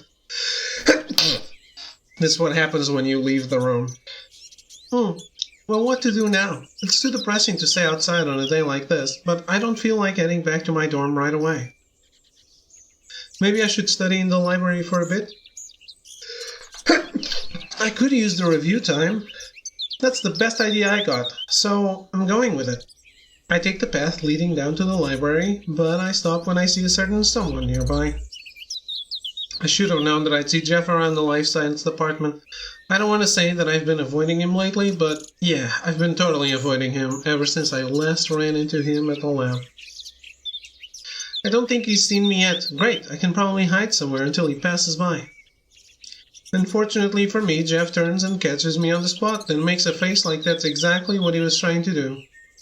Oh no, he can't be looking for me, can he? Nicole, I've been looking everywhere for you. You can't even run or hide because that'll look totally obvious. The way Jeff comes over toward me really creeps me out. He looks normal with his friendly smile and the hand held over his head. But when you know what I know, then you'd know that that's anything but normal for Jeff. Oh, Jeff, hi. I try forcing myself to smile and look natural. I have no idea how Jeff does this so easily. I can barely keep myself from cringing as he stops in front of me. You wouldn't happen to be busy now, would you? I wanted to talk to you about something.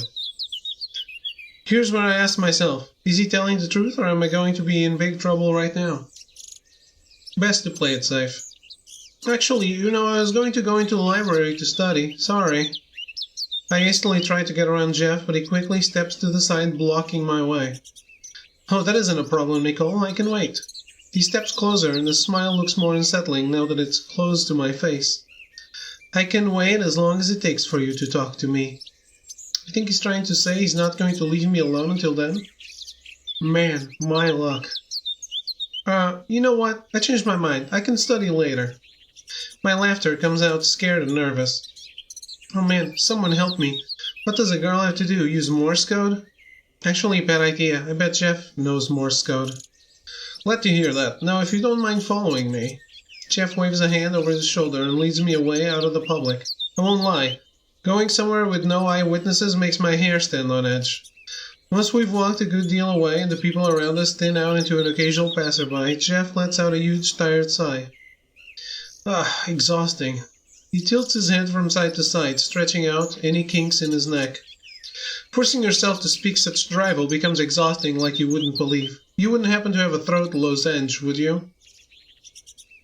I might have a cough. Save it, that was a test, and you managed to pass. I'll note that you're always prepared, Nicole. A great start. Start to what? Oh, you'll see.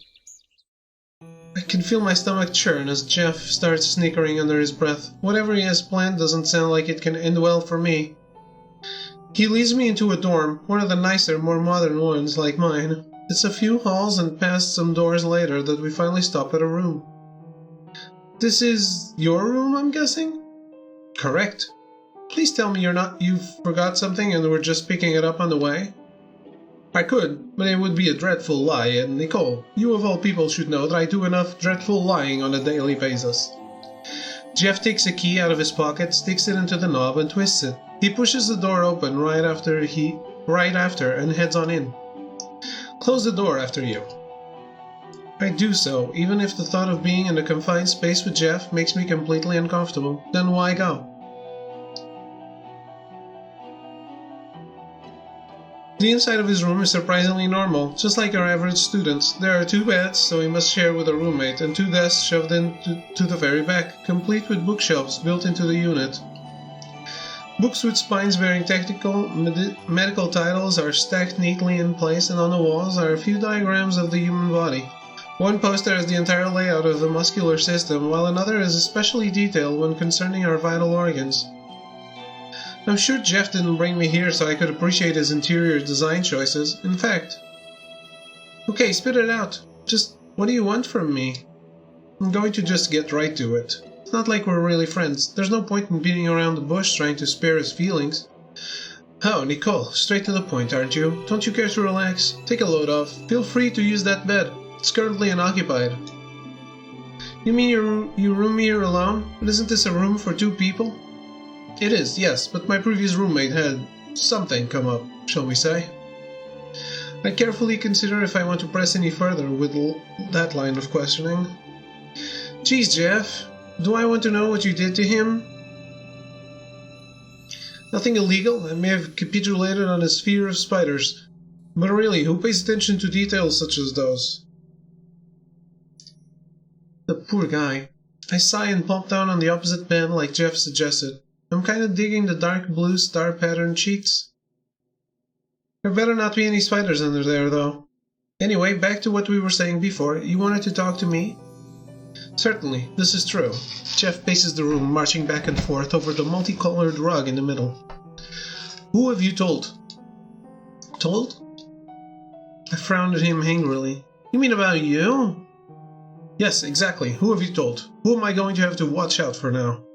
It's been a while. I'm sure you have spread the news among the masses. I don't know what made you think I'd squeal, but I haven't told anyone. Remember? Like I promised?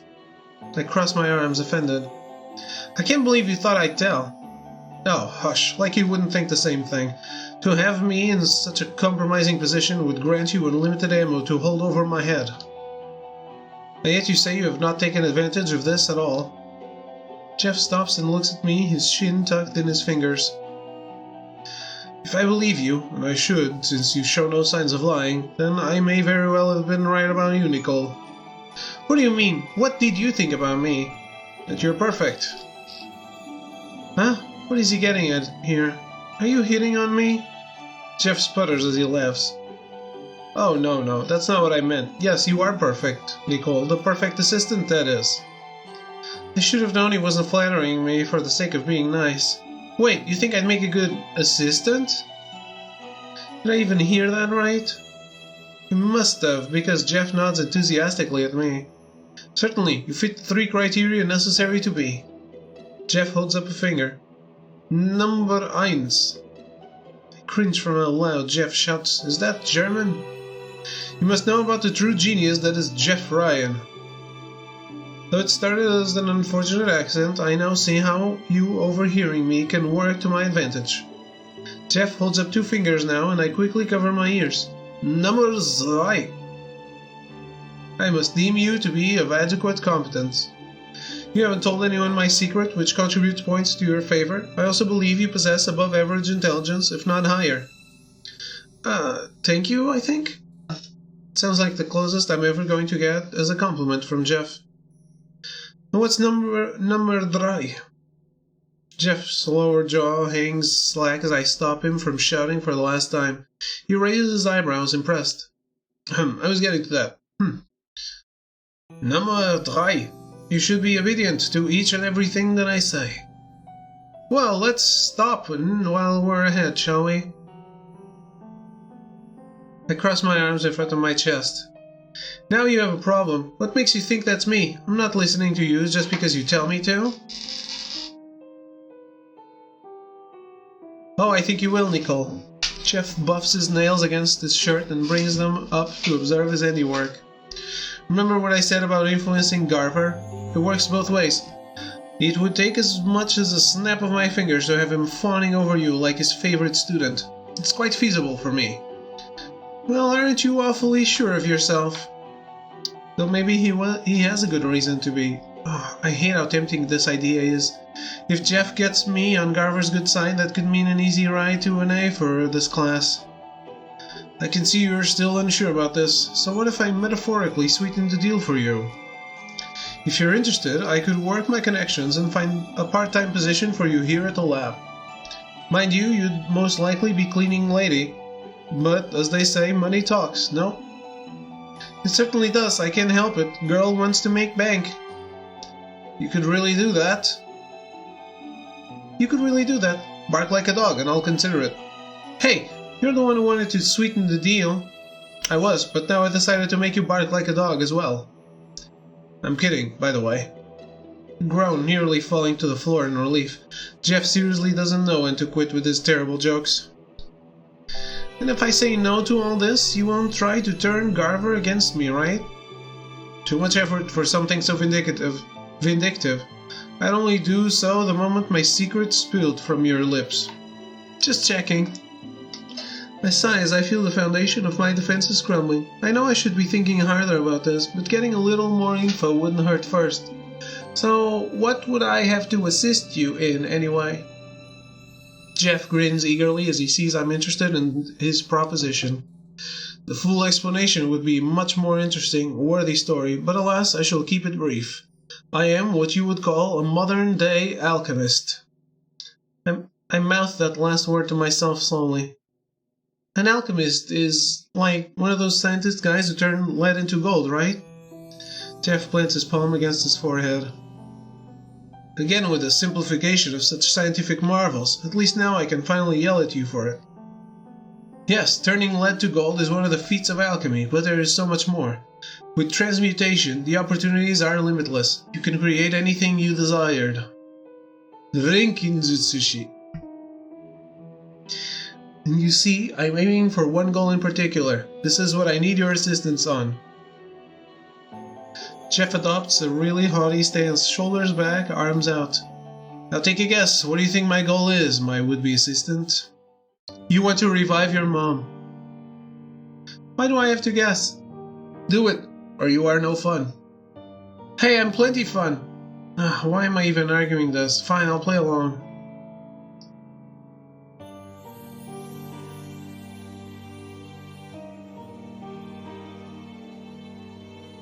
You want to make something? Going to maybe pop in later? If to get some things done, been enjoying my time here. Alright, Zoker, have a good afternoon, have a good afternoon, and maybe I'll see you later. Yeah, thanks for hanging out, man.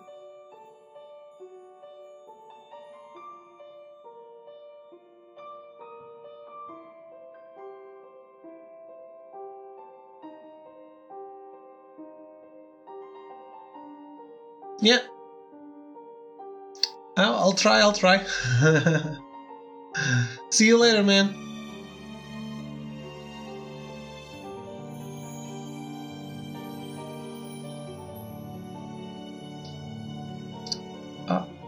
You want to make something. I take a moment to think this over. I don't know much about this alchemy thing, but if Jeff's interested in pharmacology, which is about making medicine, is your goal to create something? The elixir of life. Jeff breaks out in a round of condescending applause. That jerk.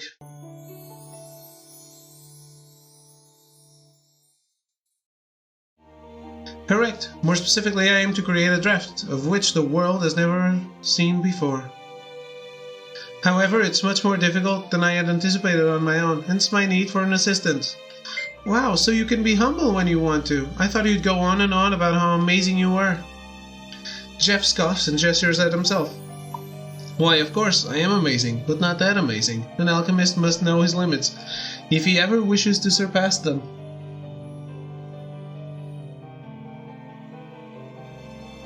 Hey, for once I think you're saying something that makes a decent amount of sense.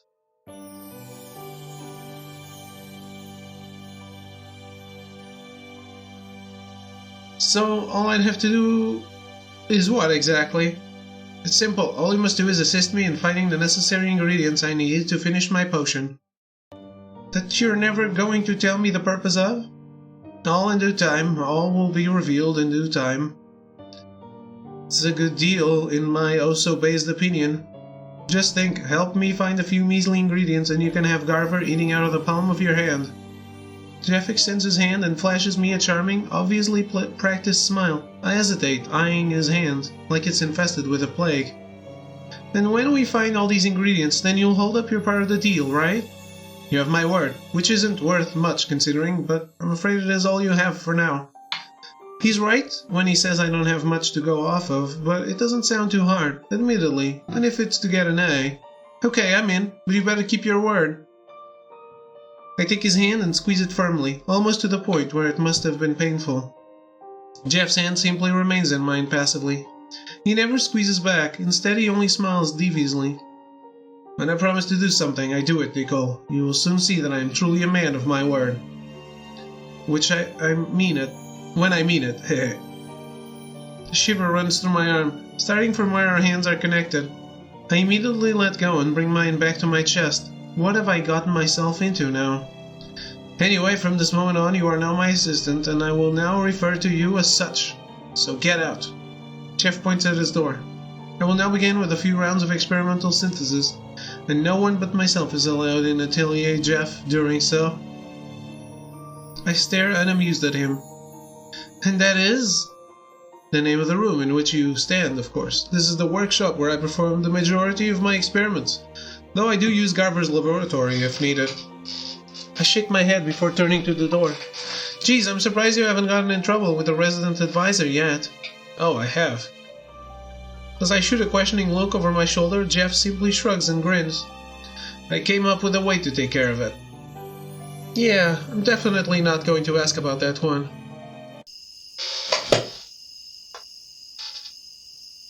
I stifle a yawn as I wait at the back of the convenience store. It's barely light out and the streets are quiet. Why am I awake at this hour? I take a look at my phone. It's 6:30. Jeez. If it wasn't for that jerk Ted, I'd still be in bed right now. It's the weekend, for crying out loud. He called me yesterday telling me that today was the day he'd start training me for the job. Not so bad, like the weekend is perfect for stuff like that, but I didn't expect him to say that we were going to start so early. How much stuff could he possibly need to teach me anyway? And where is he? All I feel like doing right now is complaining. It's too early for life. About 10 more minutes pass before I finally catch sight of Ted, wearing that jumpsuit I always make fun of. He's holding a tray of coffee, like an offering of feast. Here. I could use some coffee. He hands me a cup of chilled coffee with whipped cream dolloped on top. He smiles and hands me the straw. I figured you were the type who likes fraps. I am, but I'm too tired to be overly grateful. I mutter a thanks before taking the straw, unsealing it and sticking it through the cup's lid. All I need is one sip of the sweet coffee goodness before I'm back on my way to recovering. This is the chocolatey one. Did you get this from Stardust? One nearby. Pretty dang expensive for just a cup of joe, but we ain't got much time to waste for your training. Ted balances the cardboard tray on his hand as he picks up his cup of hot coffee and places it gingerly to his lips. After a daring sip, it mustn't have been too hot, he sighs in contentment. What I would do for a cup of coffee. You're pretty energetic for 6 in the morning. My voice is as bitter as Ted's drink, and he turns away, the cup to his lips. I do this all the time, it's nothing new to me. You have an early class? I come into the store to take inventory, make sure everything's in shape. Housekeeping stuff. When that's all done, I head to criminology. I take a surprised sip, and I wince as the chill hits the top of my mouth all at once. Ugh, but wow, you wake up too early. Can't you let your dad take care of that? Don't cops have to get up that early anyway? Ted makes a noise of protest into his cup. Heck no, I'm not gonna bother my pa with something like that. He's offered, sure, but I always tell him I got it. It's because I do. He's got more stuff to worry about in the store. I reckon I can lighten his load however I can. Duh! Best Son of the Year award! Shut up! Ted hands me the cardboard tray so he can rummage in his pockets. He pulls out a key ring and uses one of them to open the back door of the store. Get in there. He opens the door and gestures with his coffee for me to hurry up. I stick my tongue out as I pass him.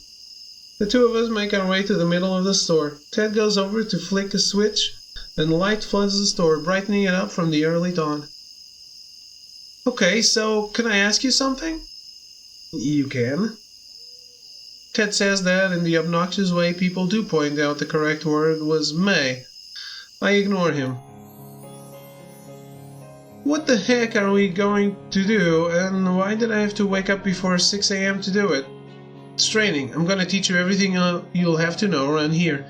It's easier to do when no one's moseying through the store, so we gotta start early. That's just a register, right? Right? Ted shakes his head at the desperation in my voice. Wrong. You think that's the only thing I'm gonna need you to do? He begins to list tasks off on his fingers. The register is one thing, but then I'll have to teach you where everything is. Things you'll need to know. Emergency drills. I stop Ted before he gets too wrapped up in his spiel. Does he seriously think I'm going to need that? I've been trained for a job before, and it's nothing that requires this much time. Which makes me wonder. Do you do this to everyone you hire? This kind of training? No, this is the first time I've considered it. I groan in disappointment, slumping forward. Ah, that makes me so special, huh? You're the first person I've ever thought that could handle it. Ted pauses for a beat to consider what he just said. Not that I'm saying you're special or anything, just the most capable I've come across. Nope, that's so what you thought. The way Ted blushes only confirms that I'm right, and it's kind of flattering. I must show a lot of promise if I match up to his crazy high standards. If you really believe in me, I'll do my best, boss. I take a determined slurp of my frappuccino. Ow, no, too fast. I hold a hand up to my head and groan as a sharp chill pierces my brain. Brain freeze, brain freeze! Don't drink it too fast, so fast, you moron. Of course that's gonna happen. Ted holds his hands out unsurely as I try to settle down, but he eventually settles for rubbing his temple, like he's the one with a brain freeze. Is this your way of doing your best? I'm good now, promise. I take another sip of my drink, slowly this time, to prove it. See? All good. No more brain freeze. Then can we start? I meant for us to begin about 5 minutes ago, but all your hollering set us back. Well, maybe you should have been here when I was. I nod eagerly, remembering what Ted reluctantly admired about me. I'll have to show him that he thought right. From that point on, the training session becomes one huge blur. If I'm telling the truth, I don't know if it was the early morning or what, but I can only recall Ted showing me around the convenience store to point out the exact locations of specific merchandise. And I mean literally the exact location. For example, the candy bars are in the second aisle, and they're stacked as followed. YOLOs, Dig Dogs, Herschels, Chuckles, Papa Rudy. Yes, Ted made me memorize where they all were. Okay. We did this for every single thing in the convenience store. I wonder if my brain just registered this as something too traumatic to remember. Nicole? Hey, Nicole. Ted snaps his fingers in my face as I zone out at the register. After that crash course in the inventory, which Ted even tested me on, I might add, I was feeling super brain dead. Could anyone really blame me? But I'm not going to show him that I can't handle it. Sorry, I'm alive. What were you saying? I was asking if you needed me to explain how to use the register again. I'm guessing that'll be a yes? Grumbling, I bump Ted to the side and take the place at the register. I start miming through the actions I remember him telling me about. All I do is scan the thing, the price pops up, I ask them to pay, bag the whatever, then hand them the thing so they can get the fuck off, right? I turn to Ted confidently, and he actually seems surprised that I knew all of that. A crude way to explain, but you got the gist of it. You must have been paying attention. He was admittedly only a little bit, but at least I managed to BS my way out of that situation. Alright, what's next? Bring it on. Do you need me to, carry boxes or something? It must be obvious that I'm trying to make up for drifting off before, because Ted snorts at me. No, you don't need to carry anything, though that will be one of your responsibilities later on. Get that memorized. What I need from you now, I quirk an eyebrow as Ted loses some of his composure. Whenever he gets all nervous and awkward like this, I know something weird is going to happen. I'm not trying to be funny with this question, but what's your size? My size? Like... I look down at my chest and see Ted gesture with his chin that I'm on the right track. I shoot him a glare. Wow, you pervert! Oli, no, I'm not asking about how big you are there. What the heck? What was up with that? I mimic his gesture, and Ted slaps his forehead so loudly that I bet there's gonna be a red mark left behind. As his arm is returned back down to his sides, I see a faint trace of one. What I'm asking about is your dang shirt size. Are you a large? I cover my front with my arms and gasp, pretending to be offended. Why would you think I'm a large? Is that some sort of a fat joke? No, I'm only trying to... what the hell is your shirt size, Nicole? Ted's yelling angrily, obviously flustered by our exchange. I'm so close to busting up, but that'll ruin all the fun. Let me just say that teasing Ted like this is a riot. I'm a medium most of the time. I go large sometimes if I want to be comfy. As for my other measurements... I wink at Ted and wag a finger. You'll have to buy me a few dinners if you want to know that. I told you that I didn't care about that. Golly. Ted storms off to the back room, and I turn to the side to cover my mouth as I explode in a fit of giggles. I really should have started teasing Ted sooner. This is way more funny than I thought it would be. I straighten up when I hear Ted returning. My heart plummets in my chest when I see he's holding one of those ugly gray uniforms on a hanger. Ew, no! I got you a medium. If that doesn't fit, there are large ones we can get you to. No, I'm not calling you fat. He blushes as he thrusts the uniform out to me. Reluctantly, I take it from him. Do I really have to wear this? It's a uniform. What do you think? Of course you're gonna have to. This almost makes it not worth it. What do you want me to do with this? There's no place to change in here. Ted juts a thumb over his shoulder. Change in the back room. There ain't nobody back there, so it'll just be you by your lonesome. I do as Ted says, holding the uniform like a ball on a chain. Maybe it won't look as bad as I think it will. I might end up being pleasantly surprised. I don't end up being pleasantly surprised. Yep, that's a no. 15 minutes later, I finish changing and drag myself out so Ted can see the horror he has wrought upon my fashion sense. He's currently leaning against the counter, checking the watch on his wrist, when he finally notices me coming. I stand in front of him and spread my arms out. Kill me. No. Does it fit? It's pretty comfy. I can move easily in it too. A medium will totally work for me. I'm guessing you're making a face like something died for some other reason? Something did die, Ted. I hold my hands to my chest dramatically. My soul. Cut out. I'm sure you have to like something about it. Go on. I bet you can name at least one thing more besides how comfy it is. He's got me there. The uniform isn't horrendously bad. There's actually something else I like about it. I like the material.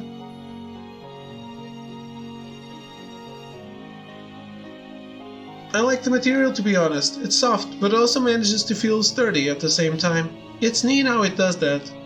Ted crosses his arms and raises an eyebrow at me. That's nice and all, but I thought I asked you to name something beside how comfy it is. That's basically all you said. Oops, he's right. This is the same thing as saying the uniform's comfy. I rack my brain trying to think of something else to say. I got nothing. Ted sighs loudly in disappointment. Never mind, I was obviously expecting a wee bit much, I get it.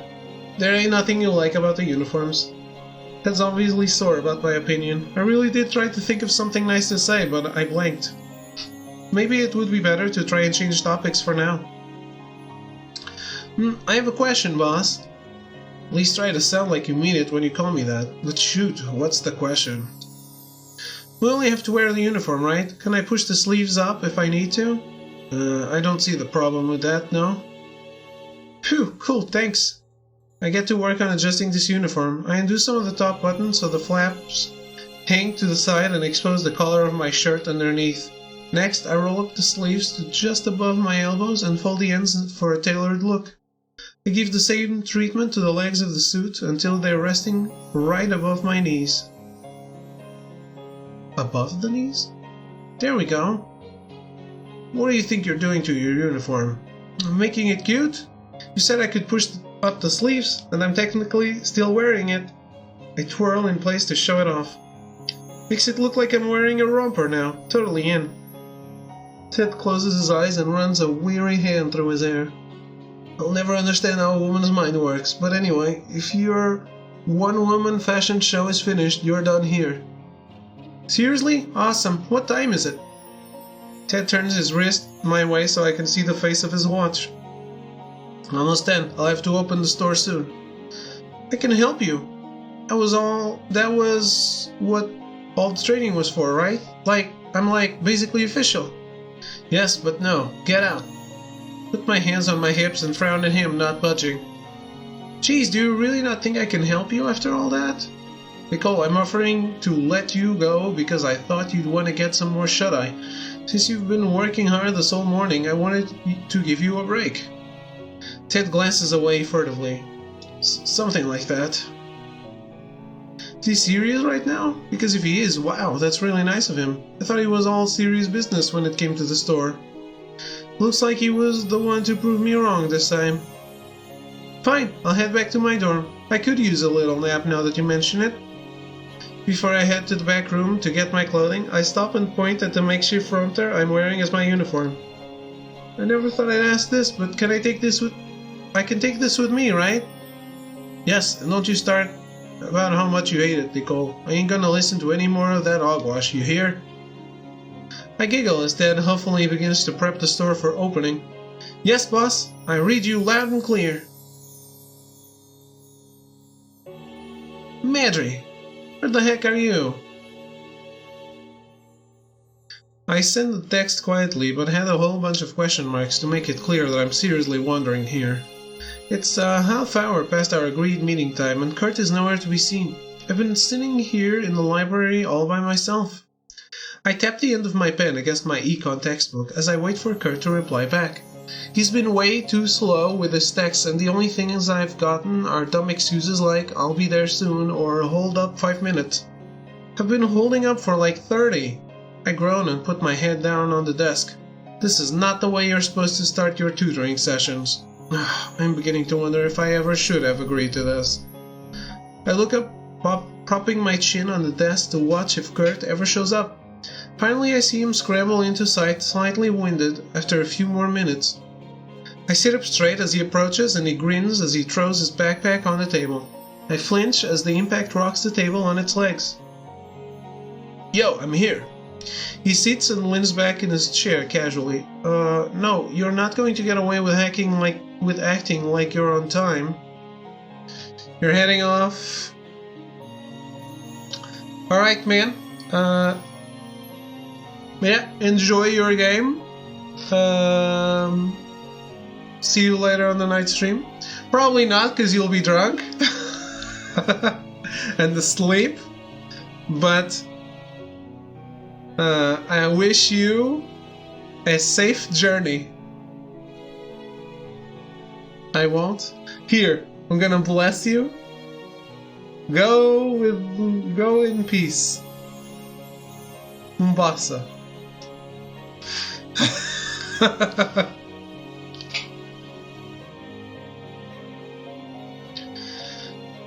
What the heck happened? You're really late. But yeah, thanks for hanging out, man. Have fun. Kurt hesitates for a moment. He pauses to think, then laughs and starts to rub the side of his head. Ha! Yeah, my bad. Girl on the cheerleading team started chatting me up and we clicked so well that I figured why not ask her out. So we spent some time out in town, getting to know each other and all that. That's why you're late? Kurt nods at me and I make sure to take a deep breath before I go completely ballistic. Where do I even start? Didn't you think it would be a bad idea to go on a date right before we agreed to meet up? Thought about that, but this girl was mad cute, Grave. Not as cute as you, but very close runner-up.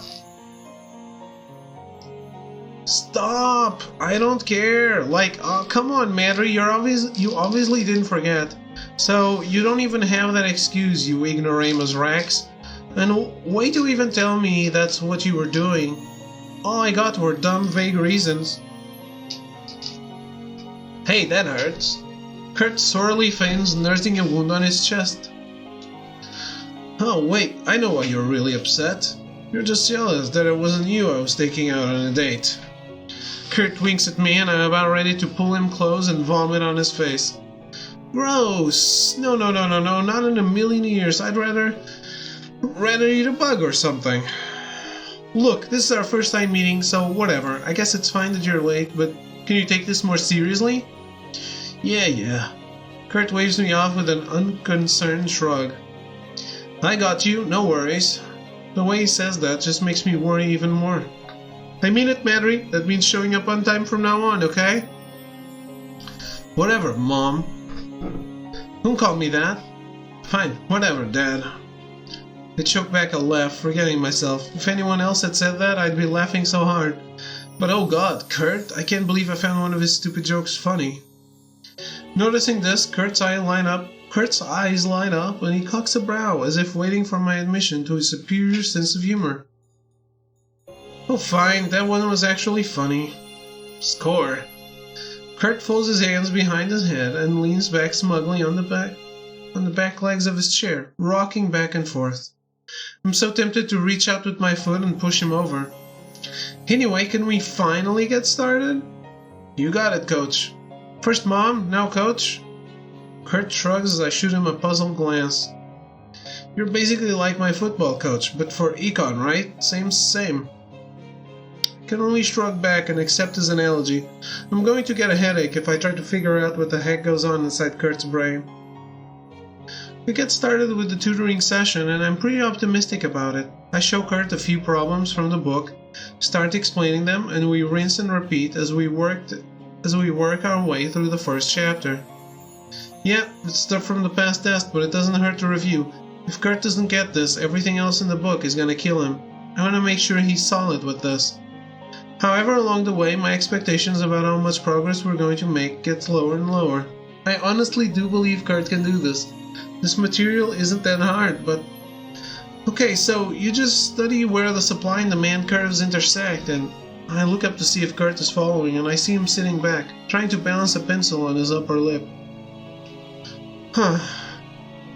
This is why I'm having a hard time believing that this tutoring thing is gonna work. It's like Kurt isn't even trying to learn. First he comes late and now this. I don't want this to be a waste of either of our times. Hey Madry! I whispered in a hushed voice and snapped my fingers at him, causing the pencil to fall onto his lap. Kurt gives me a dirty look. What? You're not paying attention. Yeah, I am. He holds his book up, then groans as he realizes he's holding it upside down. Hold up. He switches it so it's the right way up, then points at a diagram shown on the page. You were talking about how this thingy here has to do with the laws of supply and demand. I lower my eyelids and pull up my textbook so he can see. I tap my pen impatiently on the page. That was 5 pages ago. We're on interpreting these graphs now. Oh. Kurt sucks his breath in between his teeth. I'm about ready to whack him with this textbook. Wonder how I missed that. I guess it's partially my fault for not checking more regularly, but was it really so wrong to assume he'd be listening to me? I cross my arms and furrow my brow, attempting to appear all business. I'm going to go if you keep this up. Hey, what? You can't just leave? It's not like I'm doing it to be mean, but you're not listening to me? What's the point of me staying here when all you're doing is wasting my time? I lower my voice since I'm on the verge of shouting right now. Even if Kurt's driving me crazy, it would be really embarrassing if I got the two of us kicked out of the library for being too loud. Kurt warily combs a hand through his hair, pulling it back. He exhales slowly as he does this. Look, I'm sorry, okay? It's really hard for me to understand this stuff. I can't keep up. Whenever I don't get something, I zone out. I get it. You could have told me that was the problem. It's not like I can't handle it. I figured I could catch up when you started going into new stuff. Ain't nothing. Does he seriously think I'm going to buy that? Save the macho act for the cheerleaders, Madry. If you don't get something, it's only going to make understanding the rest that much harder. Fess up, where did I lose you? I get what supply and demand are, but I don't get how to apply it. Then you start talking about equilibrium price and you completely lose me. Oh, okay. Then let's start with applying the stuff in a way that you get. I say that, but the problem is that I'm not sure how I'm supposed to explain this in a way that Kurt will understand. I thought I was already doing it in a very simple way. How am I going to make it even simpler? Wait, maybe I don't have to. As long as it's something Kurt really gets, then maybe it will help him make some connections. Perfect. I think I know just what to use too. Help me out here. Isn't there something where you pretend to be a football coach? And you, like, draft actual football players online to make your super dream team? You talking about fantasy football? There we go. I knew it had some dumb name like that. Do you play that? I know how to, but I thought we were talking about economics here, Grave. Why the sudden switch of topic? It'll help, trust me. Alright, so let's say the two of us are coaches. Obviously, we're going to want to draft the best possible team, right? Duh, of course, no point in playing if you're not aiming to go all the way. Goes for everything, if you catch my drift. You stop that. Hey, all I'm saying is that if there's grass on the field, might as well play some... Anyway, I hastily stop Kurt before he can utter another stupidly perverse thing. Let's just stick with making our offense for now. This means we're gonna want a quarterback, like you, and wide receivers, right? Yeah, there are usually two or three of them. They're the only guys who can catch a pass when... Yeah, whatever, details. So, we'll need a quarterback, 2 wide receivers, and... Crap, I know there's another special position on offense. My dad said he's the guy who quarterback hands the ball off to sometimes. What is it? What is it? Alright, I remember. It's a lineback. Of course, guys, it's a lineback. I know. I am familiar with the footballs. With the sports ball. I love it, actually.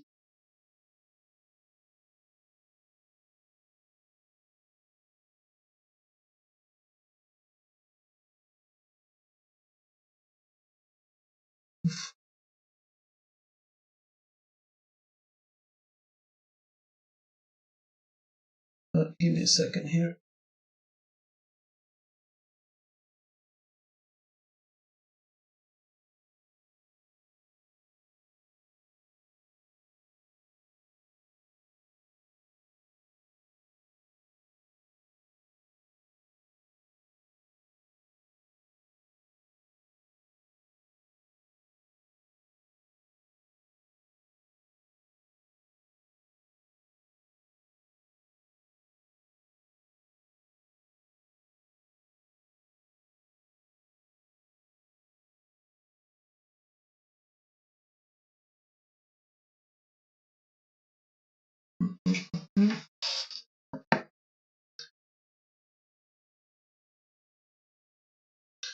Okay, so lineback.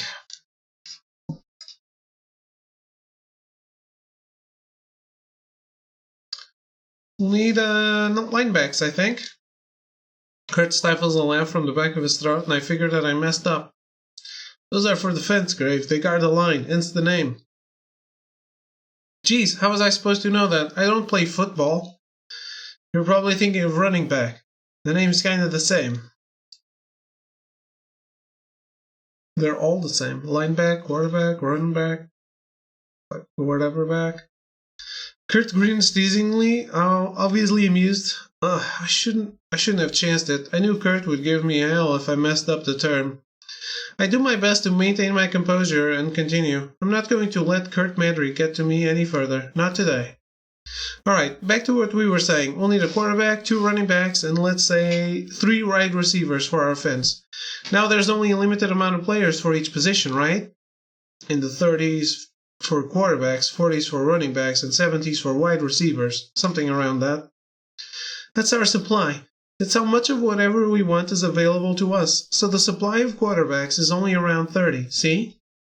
Now our demand is how much we want of whatever it is. It's kind of tricky to determine demand, but if there's a really good quarterback up for grabs, for example, he'd probably have a huge demand. Do you follow that so far? Can I start going on to other stuff now? Holy crap. Kurt looks stunned. I think I'm getting this. I could cry. Finally. Maybe all is not lost for young Kurt.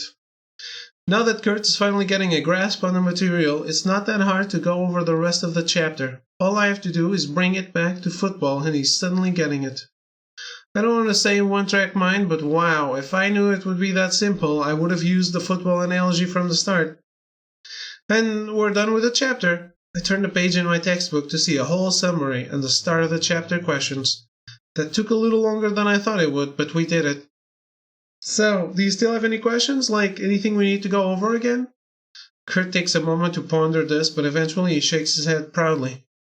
Nah, I think I get everything. He gave us questions to do in the back of the book, right? Should I do those? Some of them. Hold on, let me see. I tried to remember which questions I found the most useful and were the most relevant to what we were tested on. Kurt scribbles down the question numbers as I list them off, appearing like a student for once. Got it. I'll try to do this on my own. He turns to look out the library window. Damn, got late fast. I have to get something to eat. Kurt looks at me and I can already guess what's going to come out of his mouth. Either a proposal, a dirty joke, or a 2-for-1 special.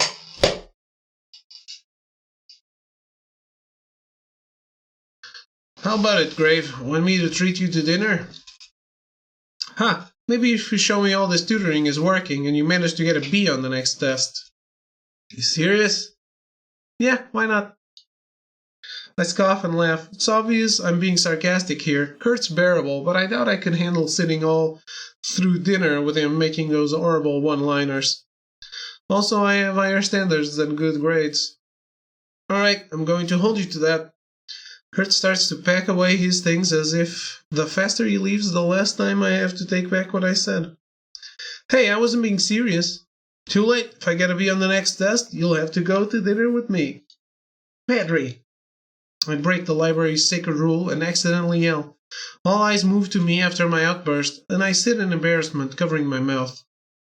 Kurt snickers silently at me before making a quiet getaway, complete with a 2-fingered salute over his brow.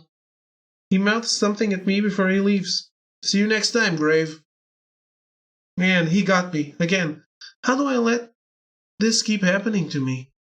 I sigh as I begin to put my stuff back into my bag. Well, I guess it's not all that bad.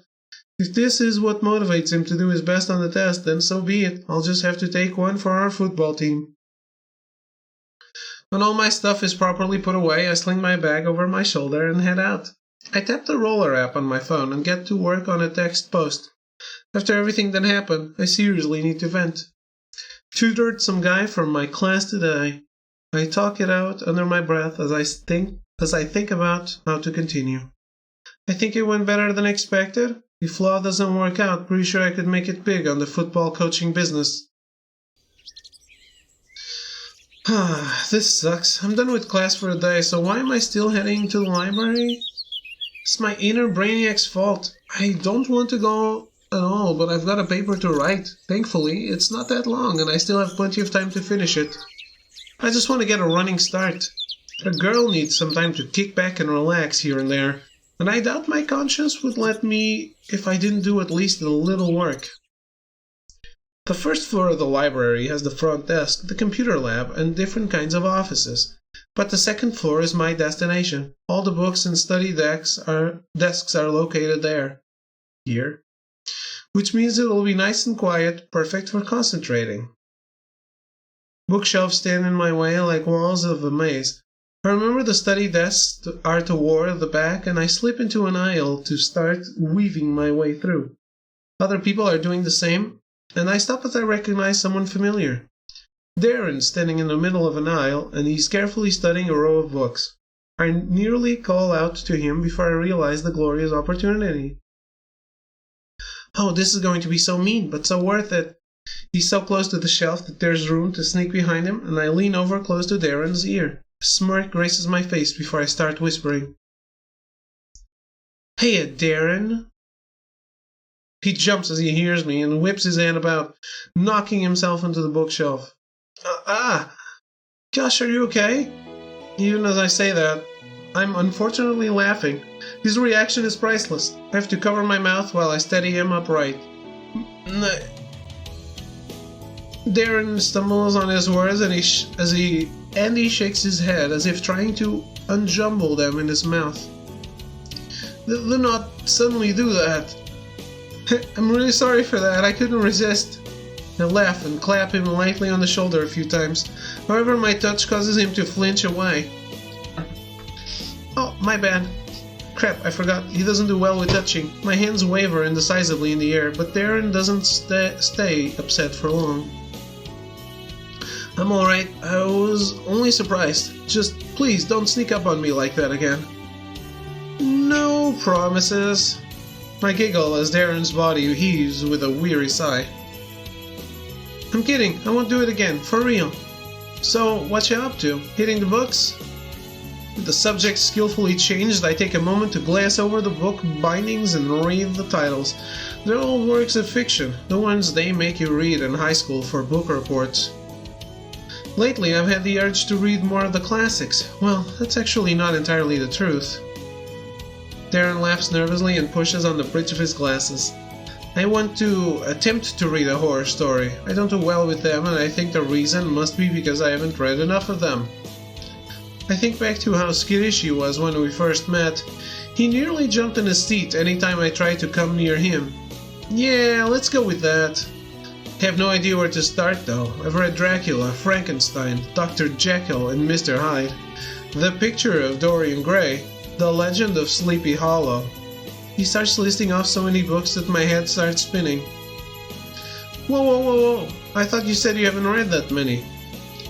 No, I think I said I haven't read enough of them. It must be something more that I have missed, though I was barely able to handle the others. So you're looking for something you haven't read and something more intense. Hey, I've got just the ticket. Ever heard of Rock Wasps? I can't say I have. Who is the author? No, it's not a book, it's sort of a web series. Like, it's hard to explain, but think of it as a bunch of creepy stories all together. See, so it's online. My technological expertise ends outside of Roller, but I should be able to figure it out. No worries, I've got you covered. We can check it out on my laptop. It's fine. Darren blurts his words out so fast that I reel back in surprise. He notices this, bites his lip, and pauses like he always does when he's thinking of what to say next. I mean, I wouldn't want to impose on you. Darren, I totally insist. Come on, let's snag a table. I march ahead a few steps, then turn around to wave Darren over already. He hesitates, but a hard stare is enough to get him to follow after me with a quiet sigh. We sit at a table in the corner, thanks to my insistence. If you don't want anyone to interrupt or get in the way, it's the way to go. I hurry and take the seat nearest the aisle, and Darren looks back and forth between the ones left. I pet the one next to me invitingly. Take this one. The suggestion makes his face go red. Okay. He takes the seat obediently, but draws his arms tight to his sides and his knees close together. Could he even be more tense? It's making me nervous too, and all we're doing is reading. I don't bother to point it out since I doubt that'll help him relax. I move to pull my laptop from my bag, and soon enough we're both staring at the homepage for the Rock Wasps site. Are you ready? I gotta admit, when I first read it, it definitely creeped me out in places. The whole purpose of this is to try and desensitize myself to this material, so yes, I am. Ready. Darren's way more relaxed by this point, though I have no idea how long this will last. I wasn't kidding when I told him Rock Wasps was creepy. Sure, the start isn't so bad, that's just because it's all set up and foreshadowing. Basically, the story is about a group of friends trying to make a movie called Rock Wasps, hence the title, but details. Throughout the story they run into this weird guy ghost thing that keeps stalking them, and well, I shouldn't say too much about it, I don't want to spoil it. Just know that there's a ton of content, and it doesn't stop at text. There are staged videos and recordings too. They really went all out into making this series the creepiest thing ever. As usual, I find myself getting sucked into the story, and I'm leading Darren through like I wrote this myself. I get so carried away showing him all the best parts that I don't notice that nearly all the blood has drained from his face. Nicole. He has one hand pressed to his temple and the other held to my laptop screen to block it from sight. I think I've had enough for now. This is the part where they check out the abandoned office. You're going to get a total jump. Trust me. I think I'll have to pass. My nerves might not be able to handle it. He does look a little shaky when I take a better look at him. Yikes. Whoa, you weren't kidding when you said you don't handle this stuff well. Heh, it's embarrassing to admit. You wouldn't think it would be possible to react so strongly to scary stories. My stomach grows upset, I start to shiver, every little thing seems to stand out and make me anxious. Darren grabs his stomach like he's about to throw up. I wouldn't be that surprised if he did. Wait, what am I saying? Are you going to be okay? I flinch as I realize how loud my voice had just been. We're in a library, Nicole. The first rule is no yelling. Thankfully, Darren gives me a reassuring shake of the head. It's best, I'm fine. I didn't mean to alarm you. Phew, better to take a break for now. I mentally note where we left off just in case Darren asks about it later, then click out of the page. So, if you hate horror stories, what kind of books do you love? Oh wait, let me guess. Darren chuckles quietly and looks at me with amusement. Okay then, what kind of books do you think I like? I assure you, I do have a favorite.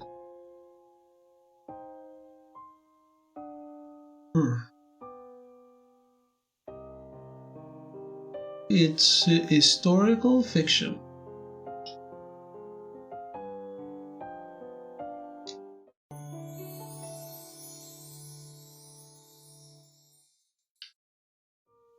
Historical fiction, hands down. I can tell from your blog that you love stuff that deals with past centuries. Darren looks amazed. You got it. Yes, the correct answer is historical fiction. I throw my arms up into the air and silently cheer.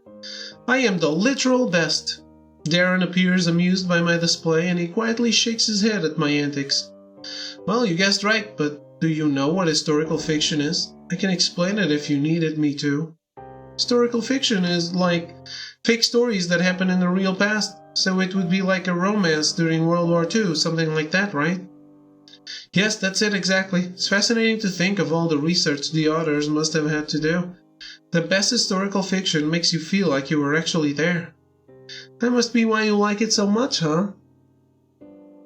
Have you ever heard the saying, study the past if you would define the future? No, but it sounds smart. It's a saying by Confucius. It states that we can predict our future if we know about the past. If you think about it, it's true. Everything in the present only exists because it has the past as a foundation. So what I'm trying to say is that I like historical fiction because I like the past. We can learn more about ourselves and where we're headed just by looking back and seeing where we came from. Or so I believe. It's kind of silly, isn't it? No, not at all. Okay, yeah, I don't get it, but if you like something, then you like something. There's nothing wrong with that. Heh, well, if you're going to be adamant about it, I won't protest. What kind of books do you like, Nicole, now that we're on the topic? Easy. Mysteries are my favorite. I like figuring stuff out like that. It's fun. And it's way cool to go through the book a second time and pick up the clues you missed the first time, you know? I see now why you major in law. Using and connecting evidence is a crucial part of the legislative's process. I'm not that deep. I don't really read as much anymore, unfortunately. I should change that, but I always get distracted. By what? Roller? I flash him a sheepish grin and Darren blinks a few times in response. Well, the first step is admitting you have a problem. He glances down at his watch and balks at the time. Oh no, I spent longer in here than I meant to. I really have to go now. I don't want to have to walk back to my dorm in the dark. Why? Afraid of faceless stalkers? I wiggle my fingers at him and make an eerie sort of noise as I reference rock wasps. Darren flinches and hurriedly stands from the seat, holding his back to his chest. If you'll excuse me. He rushes away, leaving me sitting at the table by myself. I turn to my laptop and close it, when I suddenly hear footsteps coming toward me. I look up and see that Darren has returned. Also, that wasn't very funny. He huffs and turns to leave again, apparently having said all he needs to say. I laugh quietly to myself as I pack up my things. Darren sure can be weird sometimes. It's only when I'm on my feet and heading out the library that I remember. Wasn't I supposed to be writing a paper? Oh no, don't tell me I just wasted all my time doing nothing. I let out a huge breath, but I perk up as I notice a nearby bulletin board. There's a flyer with "Help Wanted" in huge letters. Consider me interested. I take a closer look. It's a position as a server in the cafeteria. Not the most glamorous job, but hey, another part-time job wouldn't hurt. I snag one of the phone number slips off the flyer, then hurry back to my room. I guess I'll get started there instead.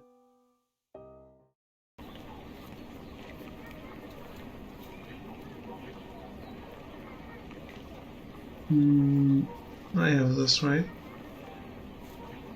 Visiting the places that Yuli Shears volunteered at seems like it would be a great idea, but now that I followed through and tried to do it, I realized that it was a bit much to ask for. For one thing, no one will tell me jack squat.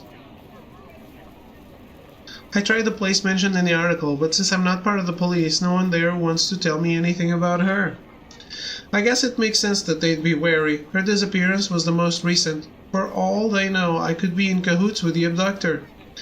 Oh, how wrong they'd be. If only I knew what other places she'd volunteered at, I could try asking people there, but I get a feeling they'd keep their lips zipped too. This is looking more and more hopeless by the second. And to make matters worse, I nearly forgot I had a shift today at the convenience store. Ted's going to give me such a look if I'm late. I gotta go. I run all the way to the store, taking no time for breaks. Just as it strikes the hour for my shift, I'm just past the glass sliding doors. Ted looks up from one of the aisles as the front doors do that welcome beep. Shaving it awfully close there, Nicole. Yeah, sorry, I was running some errands and lost track of time. Well, clock in and get dressed. You made it. That's what matters. Yep, just a sec. Wait, get dressed? Crap, I don't have my uniform with me. Ted must notice the look on my face because right now he's giving me a pretty scary look of his own. Spit it out. I didn't remember to bring my uniform with me. I sputter the words out before I second guess it. Ted's going to be mad, sure, but I don't want to think how furious he'll get if I lie to him. On cue, Ted sucks in a breath, pinches the bridge of his nose, and exhales loudly. What am I supposed to say to that? Shucks, don't worry about it, Nicole. After all, you're my favorite employee, darn tootin'. I bet my eyes at him hopefully. It doesn't seem to work too well. Nope. I'll let it slide this once since this is the first time it's ever happened, but... Ted points at me, showing no signs of joking. You can bet I ain't allowing this on my store again, Nicole. Get it together. I nod quickly and obsequiously. Whatever Ted says goes at this point. I don't want to end up like that guy he just fired. After putting my bag in the back room, I step behind the counter like usual, feeling oddly out of place in my street clothes. As lame as I think the uniform looks, at least it made me feel like I worked here. Right now, I feel like I'm some random stranger manning the cashier while the real employee is out back. I sigh and slouch my shoulders. I can't wait for this shift to be over now. As if I didn't have enough on my mind. Nicole. Oh God, what did I do now? I'm sorry. I blurt the words out without thinking. Ted just blinks at me, dumbfounded, in response. You're apologizing? Why? I guess I jumped the gun. I thought I screwed something up. No, nothing like that. I'd have found it by now if that was the case. I was wondering if maybe there's been something weighing you down lately? Ted scratches the side of his head nervously. I couldn't help but notice you ain't been yourself. It's like you got your head in the clouds and you're afraid of falling back down, you know? It'd just be me, though. It ain't none of my business, so I'll drop it if you wanna. No, you got me. I'm actually kinda glad that Ted noticed. I didn't want him to think that I hate this job, or most of all him. I don't think I can tell him about those messages I've been getting either. Ted has enough to worry about too, and I don't want to drag him into this. I've just been overwhelmed lately, still getting used to this whole college thing. Better adapt soon, or it'll shoo you up and spit you out before you know what hits you. I'll be fine, Ted, don't worry. I ain't that worried. Ted blushes and looks back at what he was working on in the aisles. I just don't want to see you overworking yourself. Classic coming from me, I know. But if that's all it is, then looks like I was the one getting ahead of himself now. I'll pace myself, boss. Good. I don't want you to end up like this one girl I used to know. My interest is immediately piqued. Could Ted be talking about what I think he's talking about? A former girlfriend? Ted jolts upright, face bright red. Of course not. I don't have time for any of that. The girl I'm talking about, guess you can call her a friend of mine. She used to volunteer at a whole bunch of different places around here. Sometimes she'd stop by the store to grab a snack real fast, and that's how I started getting talking to her. You talking about Yuli Cheers? Ted pauses and gives me a look that suggests that I hit the nail on the head. How'd you know her name? I read about her in articles about the disappearance case. You're describing her the same way the newspapers did. She was the most recent victim, right? Ted nods grimly. Sadly so. I haven't seen hide nor hair of her since that happened. I heard their folks pulled her out. Good thinking on their part. I know I wouldn't want my kid in some school that couldn't stop this from happening. I nod distantly, though my mind's on other thoughts. Now that Ted's brought up the subject, there's no harm in asking for more details, right? How well did you know Yuli? Well enough. She came in here that often. I smirk. You're sure you didn't have a crush on her? He makes that same blush again. Man, Ted makes it way too easy sometimes. No, it wasn't that. I just admired her. The girl worked way more than I did. I'd be getting out of my shift just as she was headed to her next obligation. So, she was out late a lot? More than your average person, at least. I warned her a few times that she might be biting off more than she could chew. But she never did believe me, that girl. Did she do anything else weird? Ted narrows his eyes at me. Why are you so interested in what I have to say about Yuli all of a sudden? I'm just interested in the disappearances. I want to know more about them. Well, take my advice and don't stick your nose too deep into it. Leave that to people like my pa. Didn't you say you didn't care much about those disappearances? What? Me? No, you must have the wrong girl. I laughed nervously to try and distract Ted from my obvious lie. Blame a girl for being curious. Even if I only wished that mere curiosity was the only thing motivating me to learn more. Can I just ask one last thing? You just did. Besides that, obviously. Ted shrugs his shoulders in exasperation. Fine, shoot. Did you see her right before she disappeared? Was she acting strange? Don't think she was acting any differently than usual.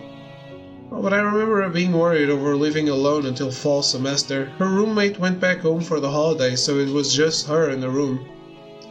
Did you want to be the one to keep her company during then? Kenneth, you said one last thing, so I'm going to ignore you and get back to work. I suggest you do the same. Remember, we're on the clock here. And like that, Ted is back to being all business like usual.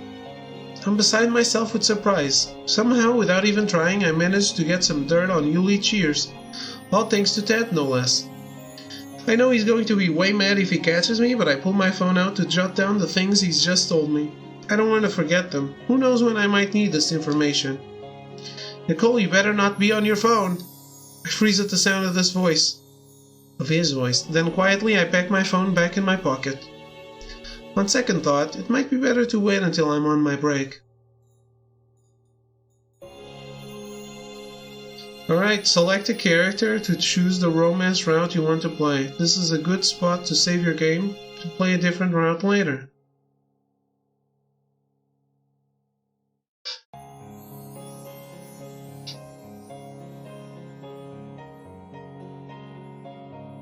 So, my guide says no save.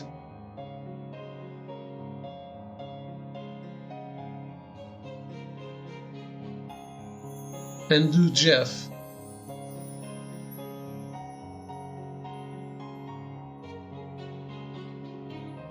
And then we do the saves with the other stuff.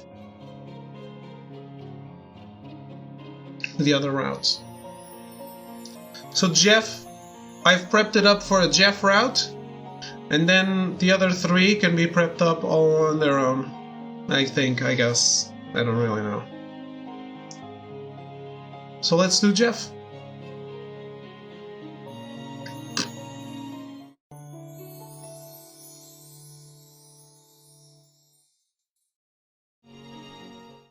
So this is why Jeff wanted my number so badly. To text me orders. Assistant, I require your presence at the town pharmacy this afternoon. Be punctual.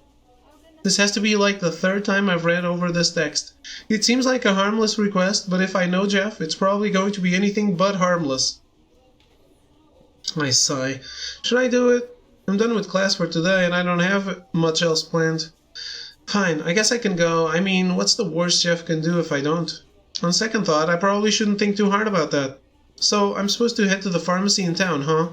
I think I passed it a few times when I was out and about. I should be able to find it no problem. What is the problem is that I'm still not sure about this whole being Jeff's assistant thing. Sorry. It almost feels like I'm cheating my way to an A.